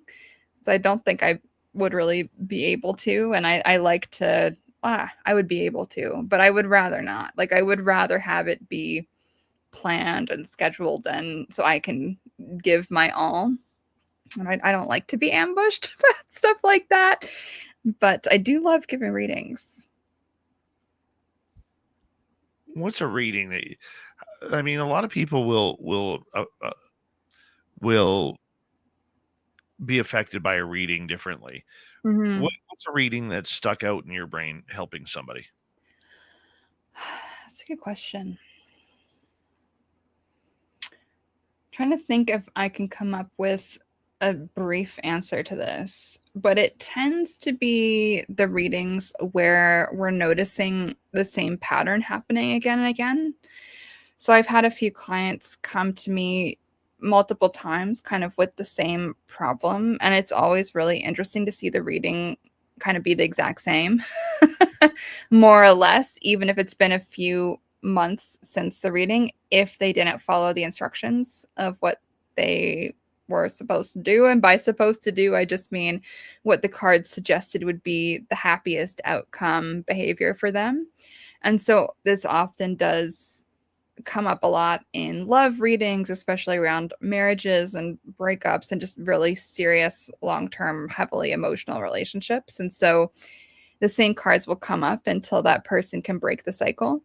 And so the part about that I find really interesting is that the cards are telling a very clear story of what this pattern is. And sometimes it takes people a little bit longer than others to recognize, okay, what is this bad pattern that I'm in? Maybe they don't want to face it. Maybe they don't want to admit it to themselves that they're in this pattern. But seeing the cards say the same thing again and again and again, it often does give people that clarity and that outside perspective enough where they eventually can break that cycle and do the difficult thing, get the divorce, quit the job, move, whatever it is, difficult thing that they need to do to change their life, and actually make that detour to the next better, happier season of their life. Like I really do love being present for people when they have these transitional moments and they're ready to pivot and step into that next version of themselves. I find that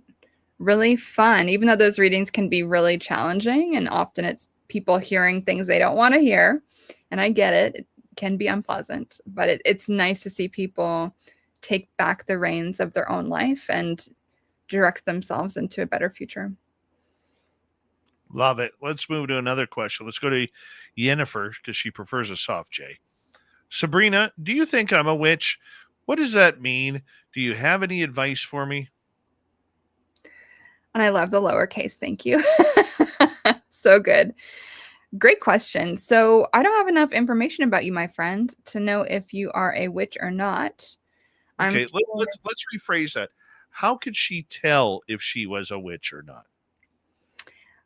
So there's a few different thoughts about this in the community. So one version of how some people might answer this is to think that if you feel intuitive, then that means automatically you're a witch. If you can kind of predict when things will happen, then that means you're a witch, et cetera, et cetera, et cetera. For me, I think all of those things just mean that that person would be intuitive and have a really good connection to the spiritual.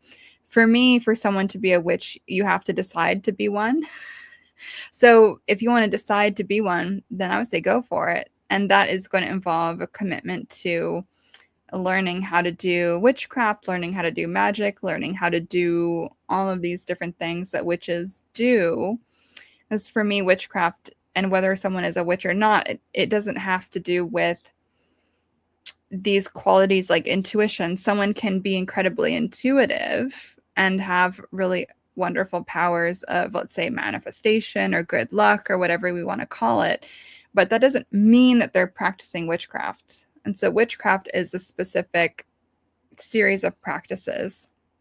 And so if you're interested in learning those practices and engaging in those practices, then absolutely you would be one.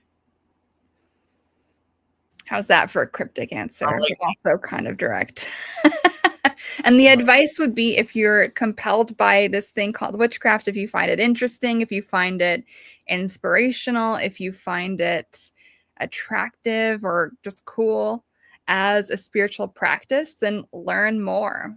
Dive deep and see if it fits for you, and take what resonates and leave the rest. Your witchcraft practice doesn't have to look exactly like anyone else's. It can just be 100% unique to you. And I've got books about this if you're interested. So check it out. All right, let's move to another question. Let's go to Lee in the UK.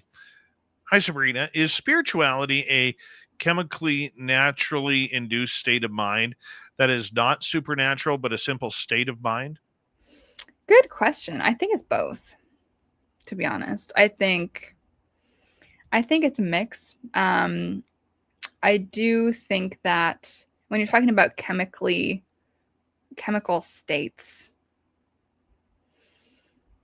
I think there's a lot of different ways we can talk about that. That's not my area of expertise, I will admit, but I think it's both, right? Like, I think something can be authentically spiritual, authentically supernatural, and it can also be something that results in our brain chemistry changing. I think that both of those things can happen at once. Like, for me, science and spirituality are intertwined, and I don't believe that they are things that are incompatible, let's say, or things that work against each other. Spirituality can, for instance, teach us how to access an altered state of consciousness. And to my awareness, there actually are brain scans of Buddhist monks as they're meditating, and it shows certain chemical changes in the brain. And there's been researchers, I believe, at the Max Planck Institute in Germany, I think, that have done research and studies on teaching non-monks these monk-like spiritual skills and then tracking what happens with the brain. And it does actually change the brain chemistry to learn these spiritual skills. And this research was done specifically around healing from trauma. And so there's a lot that we could for sure say about that. I'm sure I will say a lot more about that in probably another book, or maybe some aspects of my PhD, who knows.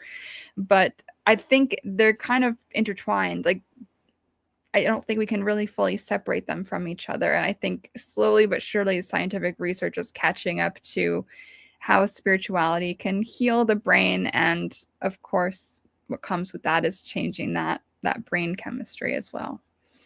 Hopefully that answers your question. It's a great question. I love it. Let's go to Rexamillions. Is it okay to do readings for yourself from an online tarot site? You could. I don't see why not. At the same time, I don't know that it will always be a very helpful reading. Like, I have seen those like reading generator websites where you're just like click the button and then it will spit out a tarot reading. And if that works for you and you find the readings to be meaningful and helpful, then why not? Like, go for it. But I do think that you will always get a better result when you choose an experienced human being reader, because then we're also going to be able to touch in with potentially your spirit guides, your ancestors, and just your energy much more than a machine auto-generated thing is going to be able to do. With that, you might get a good kind of intuitive result, but it's not going to be to the depth of an actual person who is able to channel something and chat with your spirits and connect with your energy. So it depends how good of a reading you want, but it's probably not going to hurt you. Yes. Probably vague. Probably going to say that your favorite color is blue, and Yeah. that your lucky number will come up on the next lottery line, you know? It's And just really vague and like non-specific. And I find usually when people want a reading, they do want something that is going to be actually specific, like something to grab onto, something that is definitive and exact. And with these online generator tools, like that's not really what you're going to get. yeah, wait for the AI readings to come out. Oh man, those are so bad. I've seen those. They're so bad. They're so bad. Because I think what happens during a reading is like a collaboration between like my spirits, my energy, the other person's spirits, the other person's energy, and then the cards themselves. And so this collaboration of so many different beings going on, human and spiritual. And the AI is just not gonna, that's not a part of it. It's just you click the button and it might give you something, but it's not gonna be that spiritually in-depth experience. At least that's what I think. Is it better to have readings in person or over the phone, or say like Skype or Zoom? I think they're all fine, to be honest. A lot of the readings I do with clients are on Zoom, and I've never noticed any difficulty in connecting spiritually for myself. Like sometimes the internet connection can be a bit spotty, but like if someone is in the woods or something, but generally speaking, I think it's more or less all same. A talented reader will be able to read no matter what. All right, let's move on to another question here. Let's go to ethanol. Is there any truth to witchcraft ladies always teaming up in odd numbers such as 3, 5, or 7? I love this question. I'm going to refer to myself as a witchcraft lady from now on, as this cracks me up so much. So I've actually never heard this before, but hey, if that's how the witchcraft ladies roll where you're at, ethanol, then there must be something going on I don't know about. All about the witchcraft ladies. You should know this by now. I practice alone personally. That's kind of how I roll. But I think 13 is a common number for a coven or a group of witches, but I don't think it has to be any particular number, to be honest. Though some groups will have like a maximum number of people cap on who can be in their group. I don't play by those rules. No, you're special the other way. Exactly. All right, let's go to another one. Let's go to Derek. What is your favorite witch TV series all time? Oh man, great question. TV series, I don't know, but my favorite witch movies, one of them is Practical Magic, the one with Sandra Bullock and Nicole Kidman. That one's classic. I think that's from the 90s. And then this is outing me as a total nerd when I was a kid, but I also love Kiki's Delivery Service, the anime from a bazillion years ago. I think it's actually from 1989. I think it's ancient, but I love those two. Just really like positive, kind of everyday depictions of witches. Like there's nothing crazy happening. No one, like it's just those two really resonated with me a lot. I didn't really resonate with Charmed or anything like that. The old Craft movie is good. I did not like the new Craft movie. Terrible. Apparently there is a tarot horror movie out, but I have not seen it. But my audience keep asking me to watch it, so I probably should. But I don't tend to like witchy stuff that paints witches as like scary or bad. I don't blame you. I don't blame you. Let's go to another one here. Let's go to Jay. Have you ever come across your astral travels, a guarded ethereal gate with beings on other side guarding the entrance? Because I did find it and actually went through. That's exciting. Congratulations on that.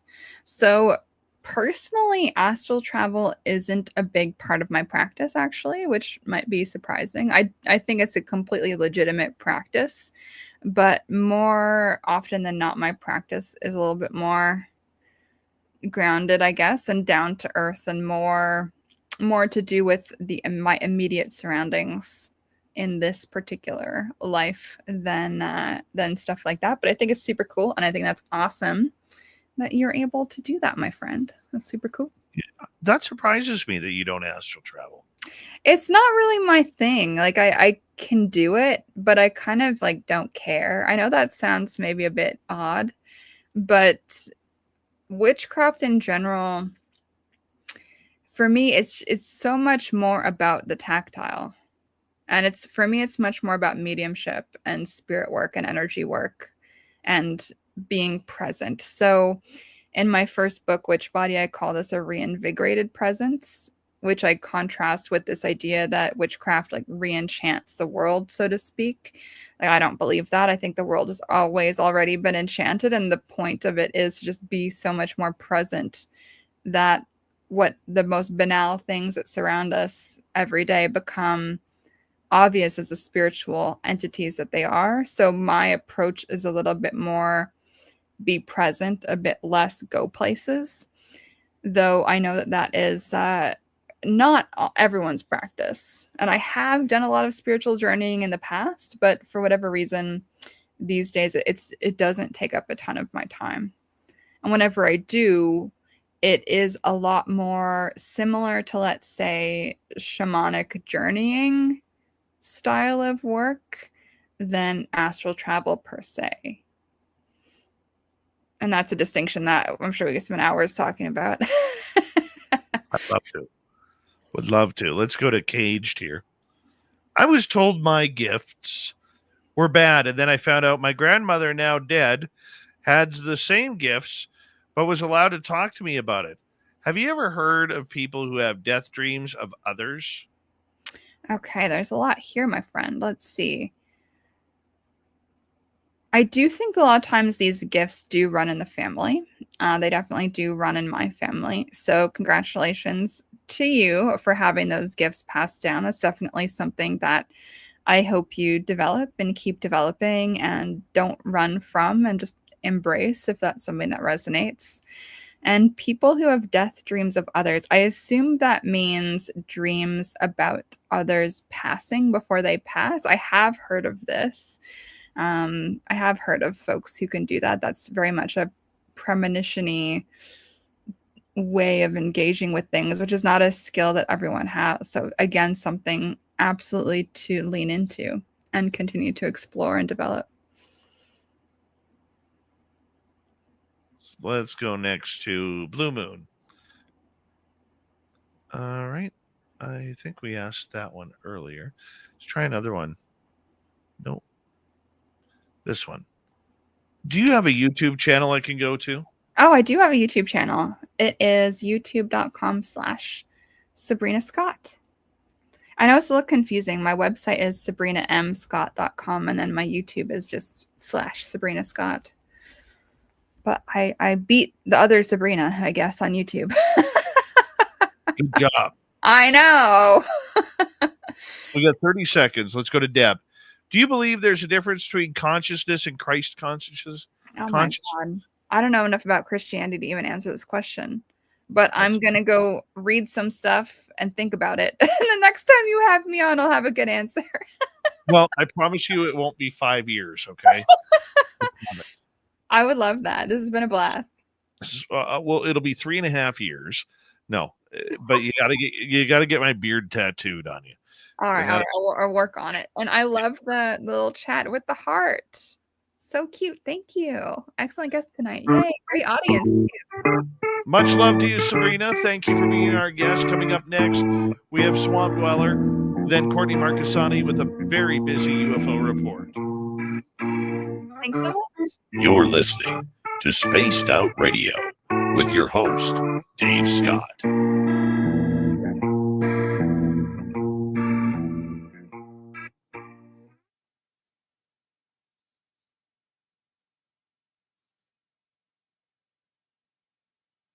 Way to go tonight. Thank you. You were so much fun again. That was a blast. Yeah, let's do that again. I really, really enjoyed that.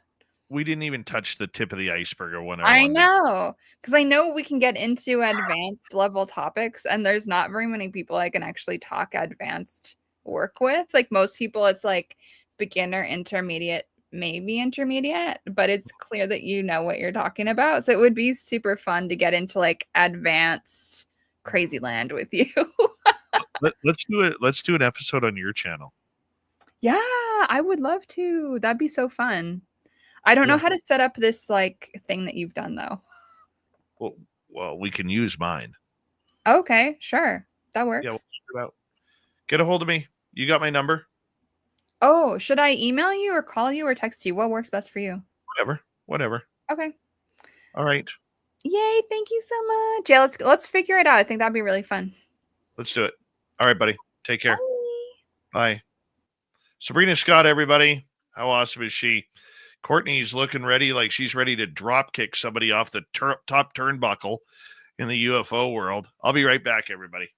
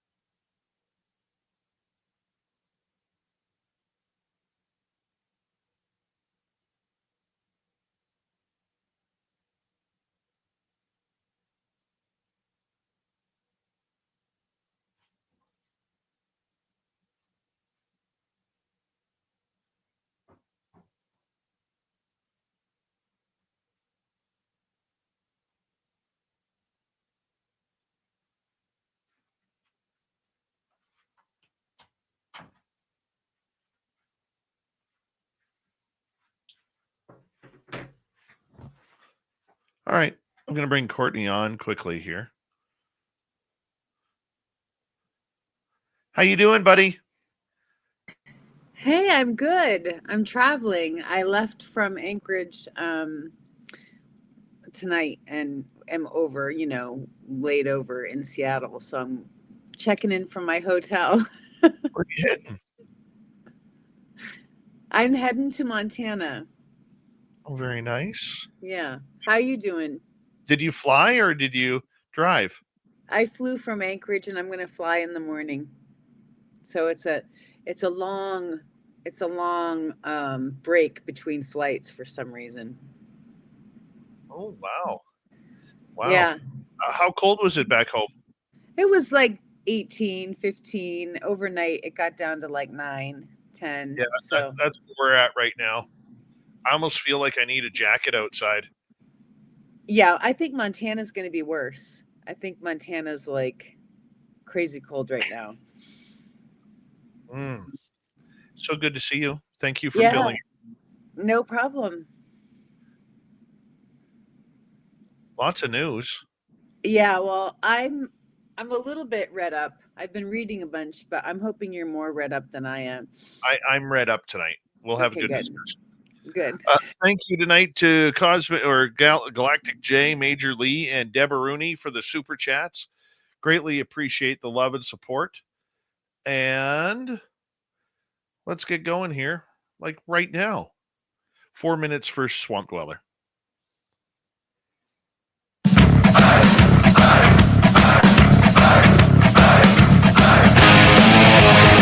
Here we go, third and final hour of Spaced Out Radio tonight. Swamp Dweller, Courtney Marcusani of the UFO Report. Coming up next, my name is Dave Scott. Thank you for tuning us in and wearing your tinfoil while you listen. Hi to everyone listening in on our terrestrial affiliates around North America, digitally on every major podcast network. Our website, spacedoutradio.com, we have a plethora of features for you. Rock out to Bumblefoot, read the news wire, check out our swag as well. Follow us on X at Spaced Out Radio, Instagram at Spaced Out Radio Show, and on Patreon in the Space Travelers Club. The Desert Clam has set the password for tonight in the SOR Space Travelers Club. Decarnate. Decarnate is your password. Use it wisely, Space Travelers, as the Clam sets the password each and every night right here on Spaced Out Radio. Let's head to the swamp. Hello and welcome to Spaced Out Radio's Swamp. I'm Swamp Dweller, and tonight I'm going to take you on a mystic journey of the unknown, sharing tales of monsters, legends, and nightmares. Welcome to the Spaced Out Radio Swamp. A little backstory. I am a female chef and have been in the industry for the past 11 years. I have been through my fair share of some messed up things and have seen plenty of horrific things. At the time of this story, I was working at a high-end Italian restaurant/wine bar. And by the high-end, I mean, I work there and I get the scraps, but I couldn't afford to actually eat there. This bar is located in a busy and nice side of the downtown area that I live in. It was New Year's Eve turning into New Year's Day as we closed the bar at 2 in the morning. The ones closing the bar with me were the sous chef, who I will call Jay, and the bartender, who I will call Mike. We close up the restaurant and chug a beer for us to finally ring in the New Year's without being slammed with orders. Jay goes to an after-hours bar while Mike goes to his car to drop off his things and follow after Jay. I'm off to go to my car, which is a 10-minute walk away. Walking past a group of 3 guys who stopped talking as soon as I approached them, I thought nothing of it, pulling out my phone. I decided to play some Pokemon Go with all the Pokestops that are along the way. After stopping to try and catch one, I saw out of the corner of my eye the groups of guys slowly making their way towards me. I get a bad vibe from this and move along in the alleyway and try to call my husband. Of course, the one time I really need him, he doesn't pick up. I call him again, and then bam, I run smack dab into a gate. Silly me didn't stop to think about if they closed off the back way of these restaurants when they are closed. Here I am, all 5'3.5" of me, trapped with 3 guys blocking my way out of the alley. They were pretty big guys. Taking on one would be a problem, but all 3? No way. So with a strong voice, quote unquote, I told them to back off, but my voice cracked at the end. They stopped, looked at one another, and then the biggest of the three smiled in a perverted fashion. It was then my mind screamed at me to do something, anything. The big guy said, I looked cold and lonely, and that they could make that all change. Don't go down without a fight, I thought to myself. I dropped my purse and pulled out my pocket knife, flashing it at them, yelling at the top of my lungs, not caring how crazy I looked or sound. The bigger man came running at me, screaming incoherent words at me. I closed my eyes and started to slash, as I wasn't going anywhere without the will of the gods. If I go down, I'm going down swinging, goddammit. Through all of that, I didn't realize that someone came to help me. It was Mike and Jay, and I almost cut one of them in my blind swinging. I don't know what happened in that short time. I had my eyes closed, screaming at the top of my lungs, but I didn't care as I was saved. My photo wouldn't be on the news in the morning. After the whole ordeal, the boys walked me to the bar to look over to make sure I wasn't hurt. Again, I tried to call my husband, and again, he didn't answer. Somehow, I knew those bastards were going to pick on you, of all people out here on the streets, Mike said to me after I hang up my phone. I gave him a puzzled look. They were upset they couldn't find a girl or two that would let them have their way. One of them said they're just going to take that next bitch they see, which I guess was you, Mike said in a tone that turned dark. All right, Black Magic, we're going to get you to your car. Stay here. Do not unlock the doors till we get back. Tell me when you are parked. Jay said as he gave me a glass of water. They left, and only 3 minutes later I hear glass shattering. I hid in the dish machine, not knowing what else to do. I could hear screaming. It was the same drunken screaming from the alleyway. I was terrified as I thought they followed me, and now I'm alone again. I flipped out. My mind was racing and I kept thinking, what am I going to do? I didn't need to. Flashing lights showed up. The guys didn't know who I worked for, and obviously had forgotten that the police station literally was a block over. I came crawling out. I saw my car pull up and police started questioning all three of us. I don't know what happened to those guys, but I'm thankful for my coworkers sticking around and helping when they did. Who knows what would have happened if they didn't? I'd probably be dead. As for the husband, well, I gave him the cold shoulder for the next 3 days. Nowadays, I don't work the night shift, and I moved to a different bar that's a 20-minute walk from that Italian bar. I still on occasion go in to have some wine, as the chef and owner always gives me a happy hour price. I don't leave there alone, that's for sure. Jay moved out west and Mike opened up his own wine store, where I'll be his guest chef when he's doing pairing classes. It's been 3 years and we still talk. The two of them always check on me on New Year's Eve. Thank you, Swamp Dweller, for another crazy, spooky story. If you want more just like that, head on over to YouTube, type in Swamp Dweller, hit subscribe, ring that bell, and you get thousands of stories just like that. It's time for the UFO report. That is an interplanetary flying space saucer.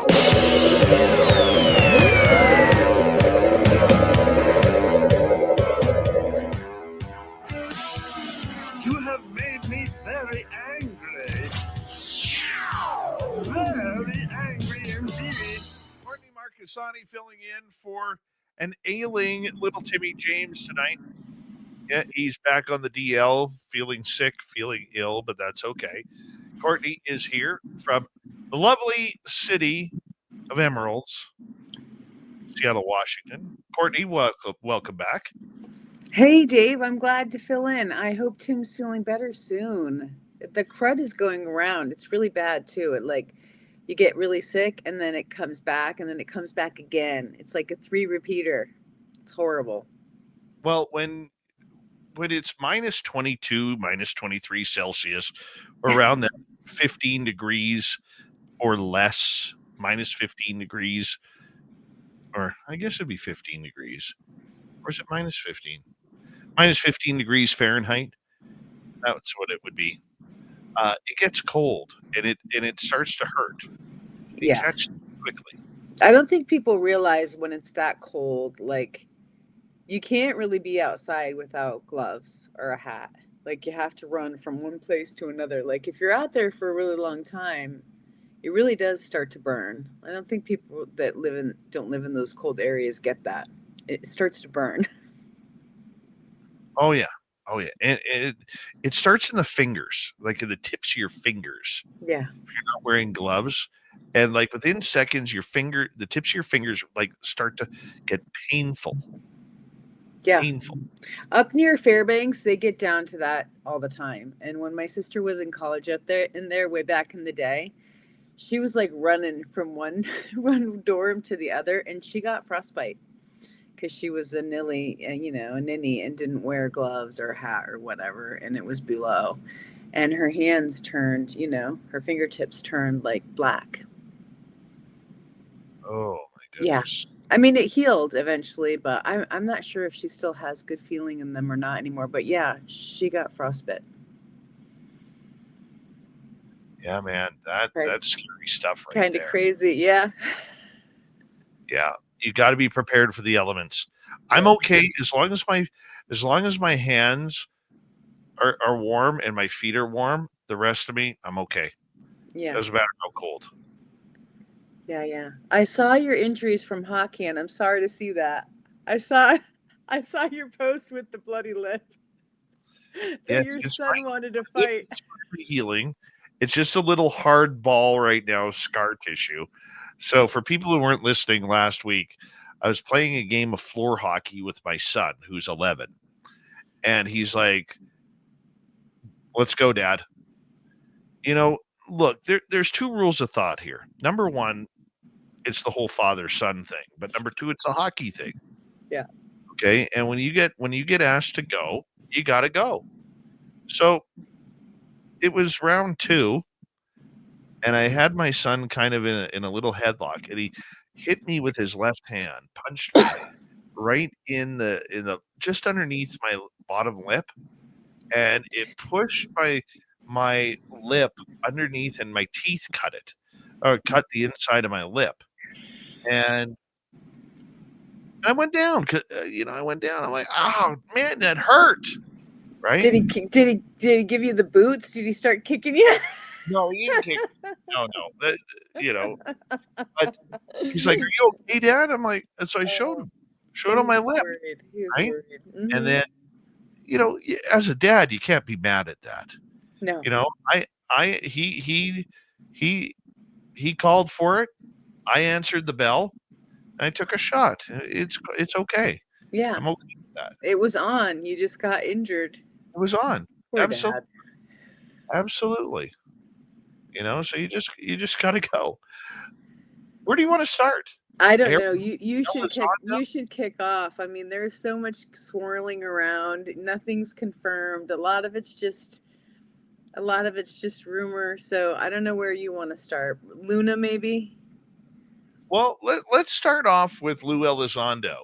Okay. Because Representative Anna Paulina Luna, in the morning or in the afternoon, depending on your time zone, is going to be having a meeting of all meetings, a public press conference, where they are going to announce something major. She's been teasing this for a week, and she said it's bigger than aliens and UFOs. Now, there's two ways to think about this. Nick Pope on X basically saying earlier today that this has nothing to do with disclosure, but I've got a couple of sources who have been saying that she is going to be part of an announcement that has a new UFO Zar for the Trump administration, and that team will include Lou Elizondo. What are you hearing on this? I've heard some really sensitive stuff, like who the Zar is, and I cannot say. And I've been sitting on it for about a week, and I asked, can I share this, and was told absolutely not. So I can't share who it is or who I was told it was. So I'm anxious to learn if there is a Zar that's been picked and if that's going to get, confirmed. I didn't hear that there was a whole team. But Luna has been floating around out there that there's this big, huge announcement. She's already said it's bigger than UFOs multiple times to multiple people asking. So I didn't even think it was UFO related. I thought it was going to maybe have to do with something with the records release, maybe, or maybe some transparency, maybe the DOD. I don't know, but it's obviously not UFOs. So I just let it drop. If it's not related, there's no sense paying attention to it. No, and you know what? I get that. I totally get and understand with where you're going with that. And I'm just curious to see if it will have anything to do with UFOs, or if we're going to be sucked into this because of her love and interest of this topic. And yet we're going to be highly disappointed once again, because the one thing about the UFO world is we're really quick at getting our hopes up and then going into like 2 months of madness, pulling out our hair, wondering where it went wrong. Well, I think most of us are, well, old timers, people that have been at this for a really long time, I think are jaded and bitter and used to being let down. I think that some of the recent things that have come out in the media are probably some of the biggest things that have ever happened, like the Jake Barber story coming out in News Nation. That was huge for the UFO community. It's made awareness wider. That there's no evidence. Once again, I was just listening to a podcast about Joe Firmage that Grant Cameron put up on his timeline today, and so I was listening to that just now while I was waiting to come on with you. And it's funny because the Joe Firmage story is so old, but Bloomberg News like repackaged it and just put it out. So I think there's a lot of that kind of interest, rising. But I don't expect anything big. And so I'm surprised that you feel like we're like all still getting our hopes up still, because I kind of feel like a lot of people who have been around for a while aren't. Well, I'm reading on X just like you do. And, X has become the real formula for trying to, get what is happening on an immediate notice. And many people out there are all excited that this is going to be, tied to UFOs one way or another. I mean, but the question that I have for you is, do you think that an announcement of a UFO Zar would come from a congressperson and not somebody higher up? No, I don't expect that. I hadn't heard that the UFO Zar was going to be announced. I had heard that there was a briefing, that there was some briefing going to happen tomorrow. So I don't know if they were confusing that with the announcement, the press conference. But I had heard there was a briefing happening, so that might be something different.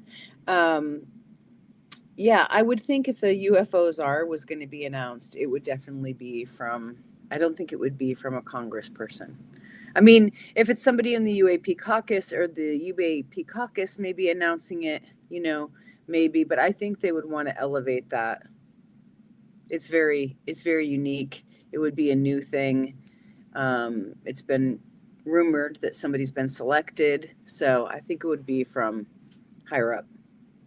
I agree with you on that. That's what I would agree on that, as well as I think it would come from somebody a little bit higher up, maybe a Kash Patel or a Marco Rubio would have something to do with that. I don't see President Trump jumping in on that, but I do see somebody else, kind of naming names on that. Yeah, well, I don't think Kash Patel he didn't get confirmed, did he? Not yet, but when he does. Okay. Yeah. It would probably be from somebody on the presidential side. I would agree with that. I would totally agree with that. And you're not going to give us a secret, are you? I wish I could, but it's a really good contact, so I really don't want to blow that person. But yeah, it wasn't blow up your contacts. It wasn't who we've been thinking it's going to be. It's somebody else, and it's somebody else from a space agency. As long as it's not Bill Nelson, because he doesn't know what the hell he's doing with NASA. No, it's not Bill Nelson. Good. Now we can all breathe. I'll tell you as we get closer. I just can't put it on SOR. You know how I get in trouble when I blast things on SOR. I know. People call you. I don't want that to happen. I don't want to put you in the danger zone, Dave. I've learned my lesson. I had fun with that, though. We did. That was compelling stuff, and it went on for a good period of time. Mm-hmm. Until the next space ruined it all. Yeah, well, promises were promises. Oh, I hear you. Not the first time. So much for Not promises. the first time. So let's switch topics. We got about 5 minutes to go here before we got to go to break. I don't know if you had an opportunity to read the Arrow report on the Go Fast video? No, I didn't Okay. read that report. Mm-mm. Okay, so it just came out a couple of days ago, where Arrow's report is now saying that the Go Fast was human technology. It was not flying faster than Mach speed. They believe it was flying between 5 miles an hour and 90 miles an hour. They believe that it was not just over top of the water, that it was actually flying at 13,000 feet. And that basically it's a Chief Wiggum. Nothing to see here, folks. Nothing to see here. I had seen some of that, but before the report came out. So some of that must have been put out there because I had read that they said that it was only going 50 or 60 miles an hour. I read that somewhere before the report was released. So these must have been speculations that were from the report, I guess, and they were released before. I think the thing that bugs me about that report right now is this. The pilot said it was going much faster. The pilots are on record on that video claiming how fast it's going. Like they can't believe how fast that is going. And if those pilots at cruising speed are, say, between 350 knots and 400 knots, and they're filming that at a great speed, there is no way it's going at 20 miles an hour, 60 miles an hour, 58 miles an hour, 72 miles an hour. So did you read the report? I mean, did they include all the tracking data and the flight data in the report and why they came to those conclusions? Yeah, I'm just trying to find it right now. I had it pulled up and now it just seems to have disappeared off of my page here, and that kind of bugs me about that. So, because how could they not know the altitude? I mean, that just seems like 13,000 feet. Yeah, 13,000 feet. Well, I never was an expert on the Go Fast, and things started to, in just the last couple years, things started to come into question about those videos. There was obviously debunkers who were always saying the videos weren't reliable, and then the jellyfish came out, and that was really controversial, and now you have two different people from the UAP task force group saying different things, right, about the jellyfish. So I've never been an expert on the Go Fast, and I never really looked into in depth all the details around that case anyway. So I'm not a good one to judge that. I'm not discrediting what they are saying, but once again, I will say this. I am very concerned when I guess I trust pilots. Okay, I do. I trust the pilots. And when you have military pilots who are literally sitting and strapped in to a $50-60 million aircraft, they are the best of the best. Dummies like me don't get into a cockpit like that. Okay, and I'm not a dummy. Well, I guess maybe I am because I work in radio, but they don't strap just anybody in these cockpits to fly them. Okay, the video was taken by an FA-18 pilot, not a drone. It was taken by these trained observers who are obviously the pilots. And I just don't see that being what they say. It bugs me. Was the pilot listed in the report or no? I don't think so. Okay. All right. I was just curious because we know the other pilots who have come out and talked about what they saw, Ryan Graves, and David Fravor, and they, they're very. Hold on. UFO report from Courtney, Arkansas. This is Spaced Out Radio and your host, Dave Scott.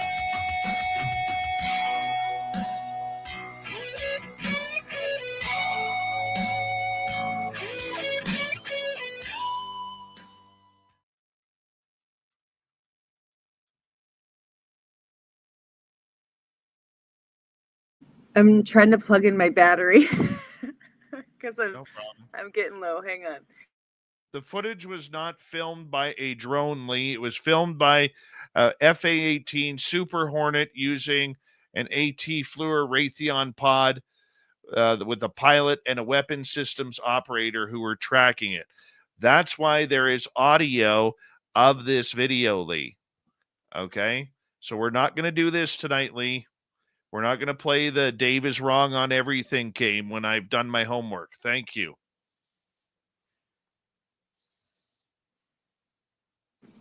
Well, now I want to read the report. I'm trying to find it here. I think it's interesting that this just came out a couple days ago, and what timing when all the actual drone issues going around in the US have been happening for months, since November, I think, with no report. Have you seen a report from them on the drones? I haven't seen that report yet. I haven't either, but I mean, that's what that office does. So you think they would have done an emergency evaluation on everything that was going on. I think that's the most bizarre thing, since that's what their office does. Hey, Shaq Filet, how you doing? I know, I just saw Shaq Filet. I was like, there's Shaq. The lovely Jessica Lee, nice to have you here. Lunar Tina, nice to see you.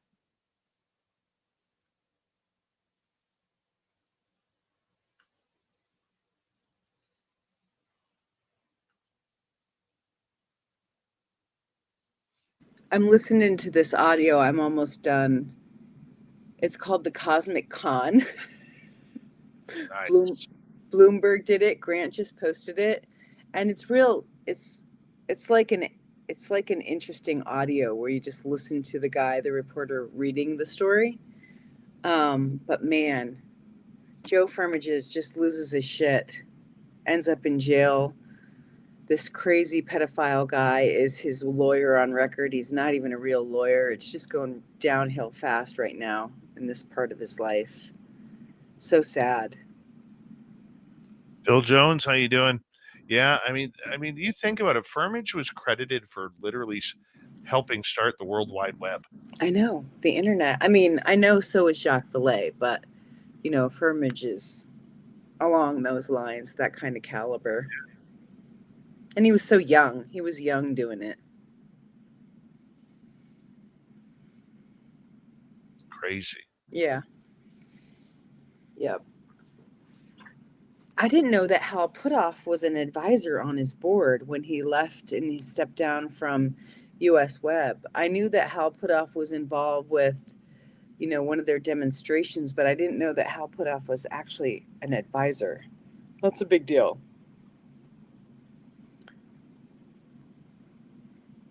Hal Puthoff just seems to have his fingers on everything. Yeah. Yeah. Have you ever gone and looked at my dead scientist list? No. Well, it's sad. I don't mean to laugh, but he was involved in several of the people's projects who unexpectedly passed away. Well, there is that video of Amy, you know, from a podcast saying how evil Hal Puthoff is. Yeah, I know. But then you talk to people who knew her, and they say that Hal was really close with their family. That she spoke about him at other times like he was like a grandfather. So I don't know. It's hard to say. People are now asking, where's your dead scientist list? It's on Twitter. Go to my Twitter page and it's on my timeline. Just type in the dead scientist list and it should come up. I hate to say it that way. It's a terrible reference, but it's on my drive. And so if you go to my Twitter page, I've left my Twitter page up so you can find that stuff. Cool. Mm-hmm. You banned yourself from Twitter. Yeah, I've been getting in fights left and right. It's not worth it. There's so much misinformation going on out there right now. It's just about me personally, so it's not worth it for me to be on there right now, to be getting in those silly fights. Just false stuff, not even true, like not even close to true. So yeah. Yeah, like 27 seconds. So exciting. So exciting. All right. Come back here. Thank you, Major Lee, Debaruni, and Jay for the super chats. And here we go.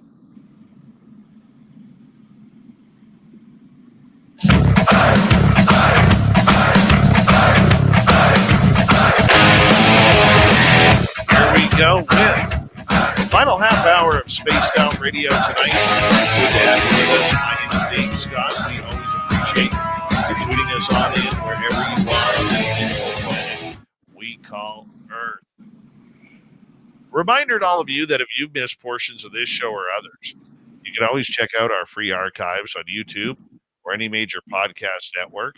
Our website, spacedoutradio.com, we have a plethora of features for you. Rock out to Bumblefoot, read the Newswire. Check out our swag as well. Follow us on X at Spaced Out Radio, Instagram at Spaced Out Radio Show, and on Patreon in the Space Travelers Club. Courtney Marcassani filling in for Tim James on the UFO report. Courtney, pardon me. It's good to have you in for Tim tonight. Thanks. I was happy to step up. Hopefully Tim gets better soon. Or you'll be asking me for Wednesday and Friday too. You never know. You never know. I'm available. Good. In your mind right now, what is the biggest story in ufology? The psionics and the kids is the biggest story. The fact that Jake Barber was talking about the children that had been recruited as psionics, and that is something he was talking about. I've tracked back through this document that I got all the way back to 2023, and that he went and essentially did like a catch and kill on Michael Herrera's story about it being human trafficking. I think that's the biggest story. I think that's the biggest story of all time in UFOs. And the fact that, I'm getting ready to launch into it, I'm really excited to get to the bottom of it if I can. It's getting to the point where it's getting difficult, because for the first, let's rewind to 2017, and everybody we talked to behind the scenes, they weren't willing to touch the woo with a 10-foot pole. Okay. And then come the hearings, the last round of hearings where Elizondo and others testified. And a couple of representatives start asking real woo questions. Everything about from summoning to hybrid alien children. My jaw just dropped when that happened. The woo door has been opened up. And for people who don't know what woo means, it's the weird, stuff that doesn't make sense. That should be, very, very not real. And yet here we are. So my question to you is, with the woo that's now come out, was this Jake Barber's mission to open this part of the door? Because it seems very lined up. You have Lou Elizondo when he comes out, for the first 5 years, literally talking about this is all nuts and bolts. Everything is nuts and bolts. And then David Grush comes out.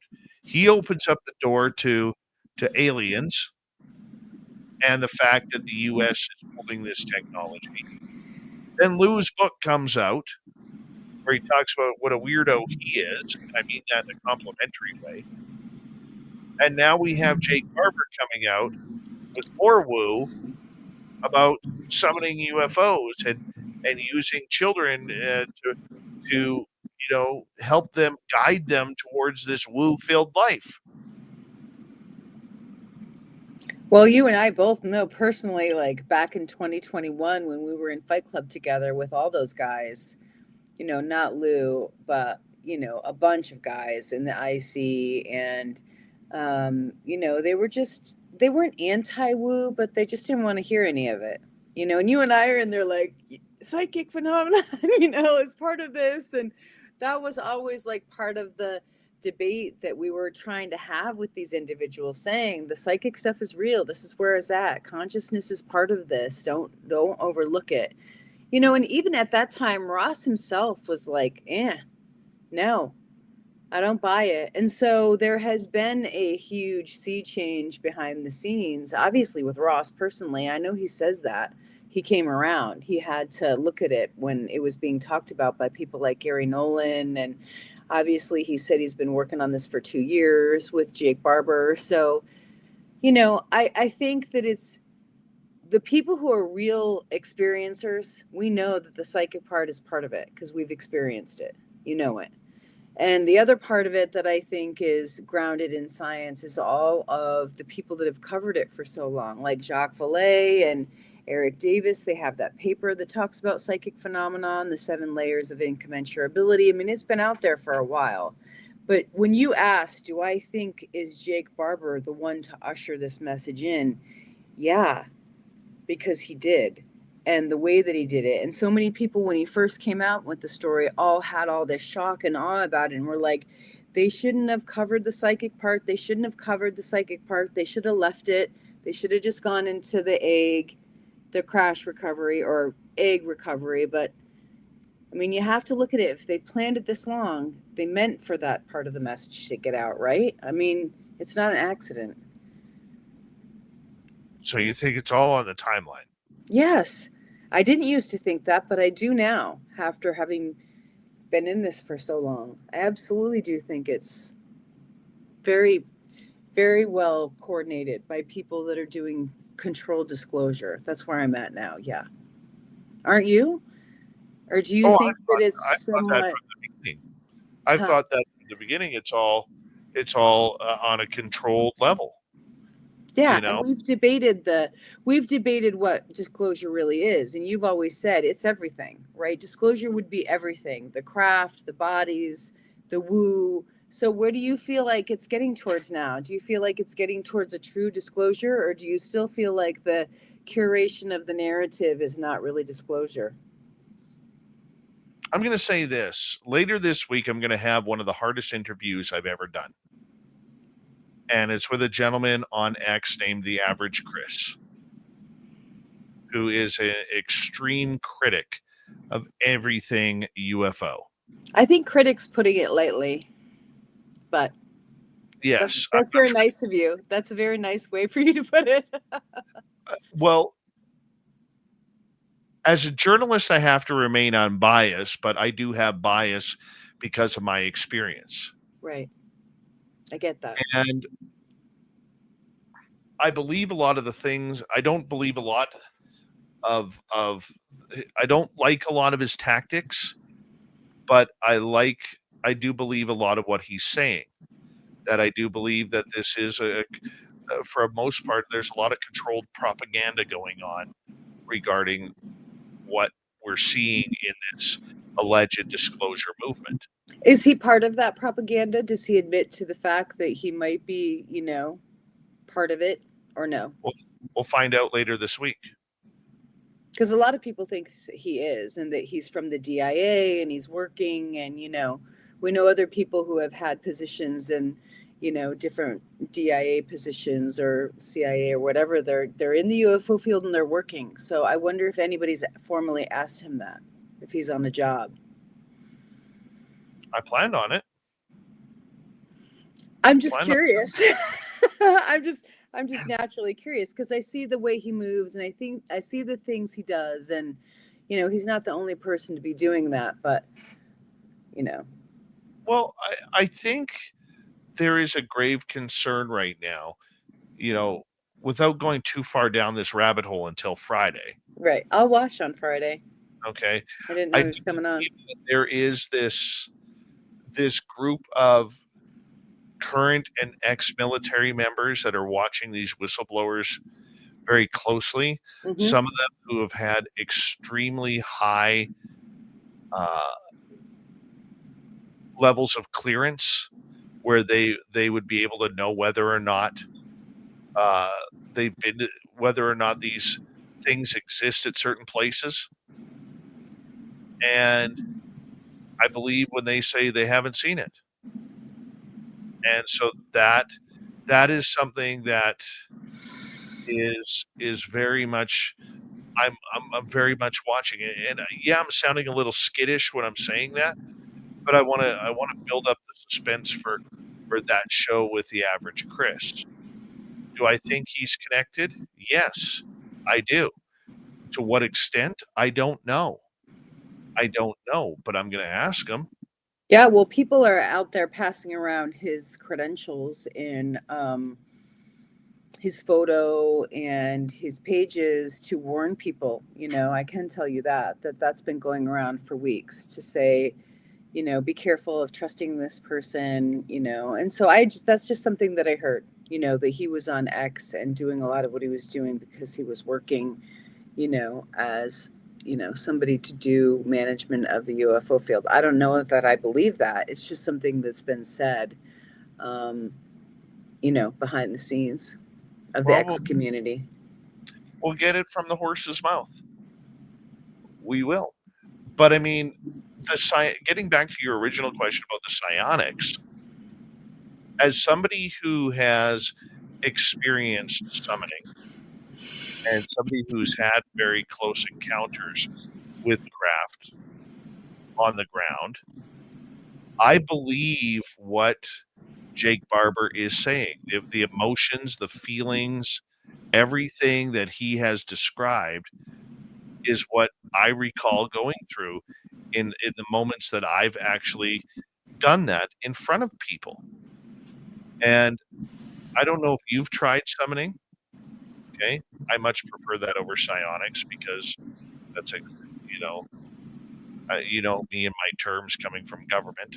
Psionics is like an old term, right? Like, and when you read the literature, it's like psionics would be like a 70s or 80s term from way back in the day, but they've pressed it into service as though it's a new term. But when I see it, or in my mind think of it when I hear it, I think of it as old. I guess what I'm saying overall is I don't know where they're going with this, but it's hard for me to trust anything when we've seen the games being played. Are you kidding me? I've seen the underbelly of it, and I'm so jaded, having seen the backbiting, the selling out of sources, the intelligence community people that are involved in all of it, how they shape things. They're not innocent. It's really bad. It is really bad. The underbelly of the UFO community, the shit that goes on, it's terrible. Do you think this is a new grift, or do you think that this is a cover-up of something bigger from seeing that underbelly? I think that the most interesting thing about Michael Herrera's story with Greer, and then Barber going to meet Michael Herrera at the National Press Club when he basically testified, because he went to, like I said, kind of go and catch and kill that story. The part of it that he was going to kill was the human trafficking. That was after the first hearing in 2023. So I think that's the most interesting thing, because he went to meet him, he met him, he eventually took him to this black site, and then in the letter that I have of 2023, Barbara's saying it's not human trafficking, it's this whole other thing where it's like marginalized people who need jobs and money are getting recruited as psionics, and so their family is basically made whole in a way. And if you go to liberate these people, they might not want to be liberated because they have a pretty good life. So I think that part, from human trafficking to this is actually a legitimate thing that's going on, is what makes me think there's something seriously wrong. There's something seriously wrong with that. And the fact that people aren't critically questioning Barbara's saying that the psionics were what Michael Herrera saw out in Indonesia, that they were loading up children's psionics into what Michael Herrera said he thought were caskets. I mean, I'm sorry, but how can people not be, questioning the heck out of all of that? How it happened, how it transitioned into this other story that seems to be more palatable for the public. So yeah, I think that part of it is really should be questioned and investigated by everybody. Well, I think we're at a dangerous precedence right now within the UFO community. And the one thing that's been really triggering me in my mind lately was the article that Lou Elizondo put out a couple of months ago or a couple of years ago about how ufology must die. Yeah, right. And if you look at it now, we've seen ufology die. Nobody recognizes any of the old timers anymore. Nobody, the people who put their life, heart, and soul into bringing this to the public. It's all become ufology, right? And now you could add psionics in there, you could add whatever in there. And it really seems that the narrative has been taken over by a bunch of different cliques, a bunch of different groupings and factions of people. And you can see them recruiting. Like if you're a YouTube influencer and you've got millions of subscribers and you show interest in this topic, you're going to get picked up. Oh, it's more than that. And you and I both know it is. We've had conversations about this. There are people that are well connected that have put, energy behind some of these influencers and podcasters, and they have thousands and thousands and thousands of subscribers, and they're the ones that are getting that crafted narrative. They're getting the interviews immediately. They're getting the people that have the stories. I mean, that's the part of the control group that I think is still operating. And it is sad. It is sad when you see that a lot of people who were on boots on the ground kind of folks are dying on the vine. But there's still some good people. I mean, George Knapp is still at it. He's still in the game. Billy Cox is still at it. He's still writing. People are still listening to him because he's such a great informed investigative writer. I mean, I don't think he's doing any investigations, but he's doing a great critique on all of it. So I do think there's some lifeblood left from ufology. It's just few and far between nowadays. And I think a lot of the old guns are just stepping back because they probably just can't stand it. They probably just can't stand watching these new influencers rise up. But I don't think that rising up is just out of nowhere. I think they're being helped along the way a lot. Well, when you see people in this field and you look at their YouTube numbers, and all of a sudden they are getting interviews that nobody else has got in the UFO world, or shows like mine, or even bigger, like even Coast to Coast AM, okay, which has 9 million listeners a night, and they're not getting those interviews, but other people are. Yeah. It's all being controlled. The message is being controlled, and it's crazy. Did you know that Bob Bigelow started Coast to Coast with his money and his backing? I didn't know that. I just found that out like a couple weeks ago, and I was like, oh yeah, wow, did not know that Bob Bigelow put his money behind it. It was Bigelow, Knapp, Art Bell, and I think Linda Moulton Howe that started it. It's called Area 2000. Wow. Mind blown. Well, there you go. You can go back and look at that of those influencers that started Coast to Coast at that time and where it went to, and now where it's whatever peaked or plateaued, and now this new generation is being started by another group. We all know who they are. You just got to keep doing what you're doing because your audience wants to hear the other side of that. And that's where I think we're safe, because so many people have gone to clickbait engagement on this subject. And I was overhearing a conversation a couple weeks ago from a couple of YouTubers and people who have podcasts saying, how do we compete now? Everybody has a show and the audience just isn't big enough for all of these YouTubes and podcasts and everything. But it's very fun. And like I've stressed to my audience, if you're really into this subject and you want to follow it real closely, look who is getting the government interviews, the whistleblower interviews. It's not the people of this community who have supported this community each and every day. It's not those people. It's people who are very influential on social media, and we're seeing those numbers grow by leaps and bounds, whether it's Julian Dory, whether it's Chris Ramsey, Logan Paul, Sean Ryan, and many others who are just men. having a field day Yeah. in this subject right now, and who are really taking it over. So it's very interesting to watch. I know, but you'll always be tried and true. And the other thing I think that is good is that you don't take questions that people give you and say, "This is what I want you to ask me."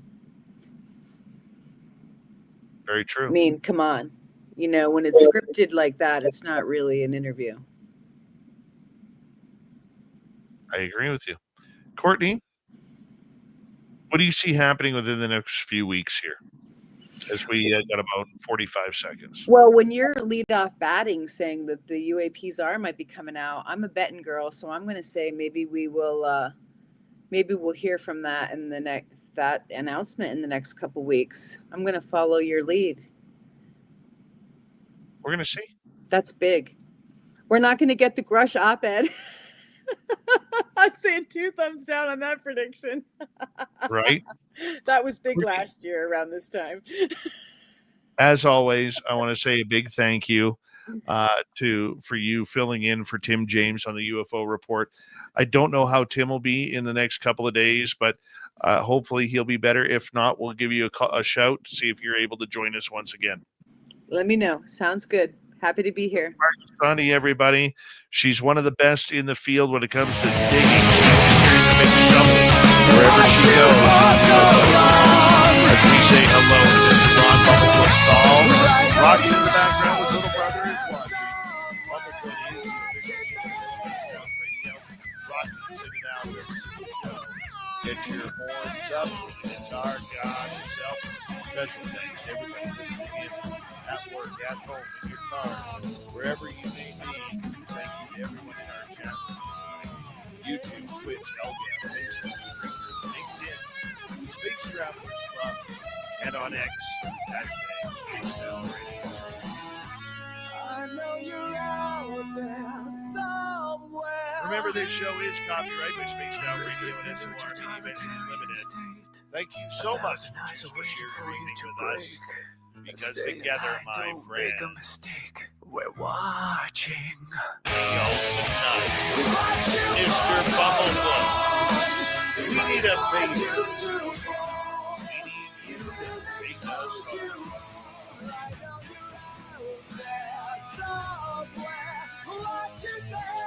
Yes, the Blue Train has docked for the night. But soon, my friends, we shall ride again. Your seats are always available.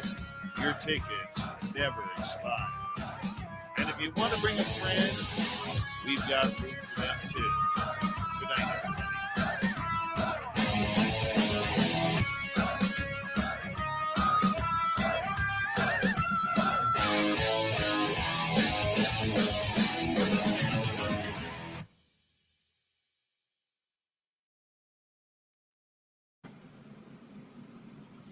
Yes, it's a very interesting world we live in right now in the UFO community. How about us calling it way back when? 4 years ago. You don't remember in Fight Club, we were all like, psychic stuff. And everybody was like, shut up. Remember in Fight Club? Even Ross. Ross was like, enough with it. Just leave it. No. That's one of the reasons why I got kicked out. I know. I got kicked out for other reasons, but it wasn't because of psychic stuff. It was for bad behavior. Oh, it was ridiculous. Well, enough is enough, like, and then you could never share anything. You always had to sit on everything. And I found it very freeing once I got kicked out. Liberated. Yeah, but you know what? That group,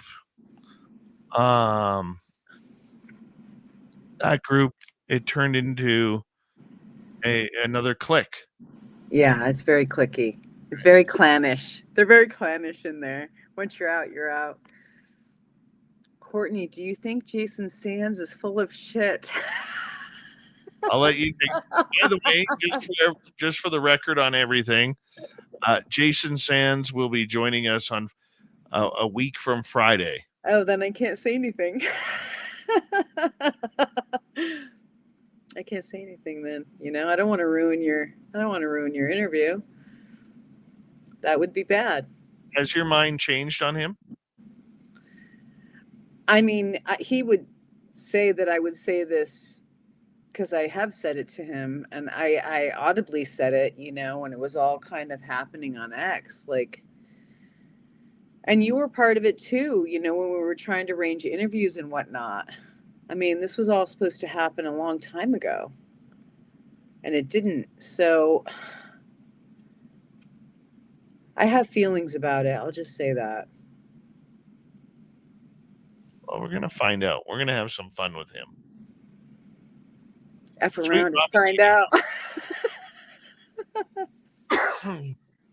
I'm looking and find out, Dave. What's that? F around and find out. Oh, I'm going to F around. Oh, yeah. I'm going to F around. Here's my Friday nights coming up here. You'll like this. Okay. This Friday is the Average Chris. Next Friday is Jason Sands. And then on the 28th, I have a gentleman named Juan Feria from Texas Space coming on. A very interesting individual. Have you done your research? A little bit. Okay. And he says, "Hey, do you want me to bring Jack Sarfati on?" Mm-hmm. So I'm like, "Yes, I do." Cool. So we're gonna see what happens there. Well, just a lineup of colorful people and personalities, some who like each other, some who don't. So it would be nice to have them all on the same panel, but man, if I was doing those interviews. But I'm going to watch you while you're doing them. I'll watch you for these ones. I'll show up. What's that? I'll definitely be prepared for these ones. Yeah, good. No doubt. Yeah, no doubt. I would be too. Oh my God, so many questions. They're all just kind of flowing into my mind. But I know you'll do a great job. So I'll come in and I'll jump in the chat and I'll support you. I'll just put your questions in capital letters, or I will. Privately. I will submit my questions in capital letters. Oh, so many questions.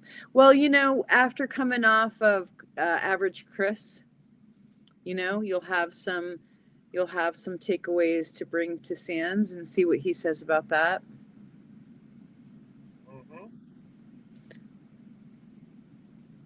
I don't know. I'm so sick of everything. I'm to the point now where it's just like I've gotten less delicate about things. I just call it, pretty fast. I've always been really opinionated, but sometimes I just see something that's just total BS and I just have to say, come on. Like this whole thing with the story changing from Indonesia. The fact that people aren't really tracking that, like, kind of upsets me. Like, why aren't people picking up on it? It's really important. It's a big deal that the narrative changed. The narratives are changing all over the place right now, and it's not for the good. No. And the good part is many people, even in the 2017s, are starting to realize that they're being played. Yeah. A lot of those original young guns now, they're realizing that there's a lot of bullshit out there. Yeah, I mean, when you're getting a lot of your information, handed to you, that's one thing, but you got to always question it, and I would think they would welcome you to question it, to provide evidence and backup support, but where's the evidence? Like, that's after all these years, it's still trust me, bro. So, yeah, at some point you're going to get suspicious. But the problem is the trust me, bro, is all we have to go on. I know. All we're ever going to have to go on. And those who are like, show me the proof, show me the evidence. You guys live off of your trust me, bro. Like, you're not going to believe me that I've had an experience because I don't have any proof or evidence, but you want me to trust you that this stuff doesn't exist because you served in the military. Well, how about good journalists or reporters who are digging into stuff? They get a witness. They bring that witness onto a space, right, on X. It's not CNN, but let's just say in the small sphere of X, they bring a witness out. Witness tells their story, and then another journalist gets involved, puts OPSEC on the witness, pulls them into their sphere, and says, let me work on this. And then they end up with Skywatcher. Now, if that happened to you, Dave, wouldn't you say, and you're the first journalist that covers it, and then they say to you, oh, Dave, just stand by because we're going to cover this and we're going to be able to get a lot more exposure when we take it to News Nation. Wouldn't that make you go, what the hell? In a way, yes. But Okay. if I was the secondary source, like say they were looking at him as that person as a primary to break the story, but I had it at the same time, my ego wouldn't allow me to hold it. Right. But then let's add this in as another dynamic. Let's just say he's a psionic asset and then he goes to Skywatcher and all that money is coming in from Alex Klokas and the Salt Foundation. How would you feel after that then? Well, you have to report on it. Well, It's there a you simple. go. Well, there you go. That's what I've seen over the last year. In addition to that, everything that went on with Jason Sands and the Amy Eskridge case. I mean, it just gets dirtier and dirtier, if you ask me. And I might be bitter right now, having come off this, right? Like seeing your story goes to New Nation, to News Nation, and you're watching it. This is what I'm saying, though. Like, if you aren't part of the clique right now, and the clique is supposed to, the clique is supposed to control the narrative on News Nation, on social media, then you have to break in. You got to break into it. Look, I'm happy that the witness got covered, on News Nation and that whole story went, but it's the way that the story's being crafted now is what I'm watching, to see how it changes once again. Mm-hmm.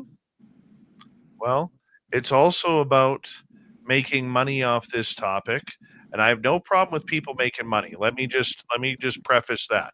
Oh my God. I have no problem with any sort of capitalism on this at all. But what I am saying is when you're controlling the narratives in order to spin a dollar, that's dirty pool. Yeah. So I've seen some dirty pool going on, and I agree with you. It is your duty to report it. You could potentially lose your source, right? If you break that part of the story open that you're, connected with, because you're making promises to keep that person safe or whatever. But so much dirty pool the whole way through. They basically said to me, like, hey, you shut up. You go out here and shut up. You don't cover the case. You don't investigate anything. Let us do it. We're gonna rise it up and elevate it to maybe a federal level, which is what I hope would happen. for this person so they could get their case moved forward if there was program stuff and the illegality. And then what ended up happening in the end was just like, I couldn't even believe it. I couldn't believe it. So yeah, I'm in a situation now where I'm just being patient and watching to see what really did go on. Oh, I hear you. I hear you. There's a lot of games being played. Well, at least we can say that when we had the story back in, January or February last year, I know you were nervous because you were afraid of what I was going to say. But, we told the story. We told the original story before anybody else had it on SOR. Yep. So that just goes to show that we were on it. People didn't believe us at the time, but it was totally validated in the program a year later. All of it came out eventually. I think for me, the way if I look at the way I've matured a little bit in this field, Mm-hmm. okay, I would say that I'm at the point now where I just that care watch. I'm going to answer it this way: watching people, the UFO community, and good people be played for the sake of controlling the narrative. It sucks. It really sucks. So if I have something, I'm running with it now. I'm not holding back Good. on anything now. Of course it's going to be confirmed information. Of course it's going to be legit. But if I get something now, I'm gonna roll with it. Well, I have something for you that I really do want to work on, and I can't say the exact name of it out loud, but I'm going to give you something right now that we haven't talked about, just because You we're realize talking. we're still on YouTube, right? Are we? Yeah. Okay. Well, then I'll wait. I'm just saying. So I have this document, right, that is from 2023, and it's Barber talking about, his whole testimony and getting whistleblowers out from Black projects and bringing them over to Senate, and senators to have back channel discussions, basically about how to set up some kind of funnel for bringing contractors, Black budget people who are in those programs out safely. And he just describes their whole plan of action for working with DOPSR and sending in information to see who might be in Black programs in DOPSR. It's just crazy. The other thing that is in there is about how compromised the people were in Senate intelligence and how they were getting threatened and harassed. And it goes on and on. So that's something that I want to show you at some point. So I want to, and there's a specific part of it that's really dangerous that I just don't want to have all by myself. I want you to take a look at it too. You can do that. Yeah. I can do that. We'll see where it goes. I knew you would. I'm that guy. Yeah. Yeah. Well, I will talk to you soon. I'll still be in Montana on Wednesday, so let me know if you want me to cover. How long are you down there for? I'll be in Montana for probably another week, and then I'm going to go to Pennsylvania. My mom's renters moved out, so I got to go put new renters in, and then I'll be back in Montana probably for a couple months. Oh, wow. Yeah. Times. Yeah. Well, you have a good night. What time do you fly out? At 8 early. That's not too bad. SeaTac's an easy airport. Yeah, and they have a nice little breakfast bar at the hotel in the morning. So I'm just gonna get up, have some coffee and breakfast, and hit the flight. It's right across the street. I'm right across the street because it's so early. Perfect. Yeah. All right. You have a good night, okay? You too. We'll see ya. Bye-bye. Courtney Marcassani, everybody. How awesome is she? How awesome is she?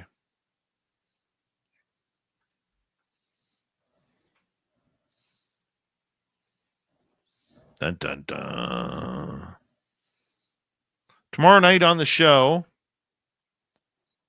John Brandenburg, Dr. John Brandenburg is going to be on with me. I'm excited about this one because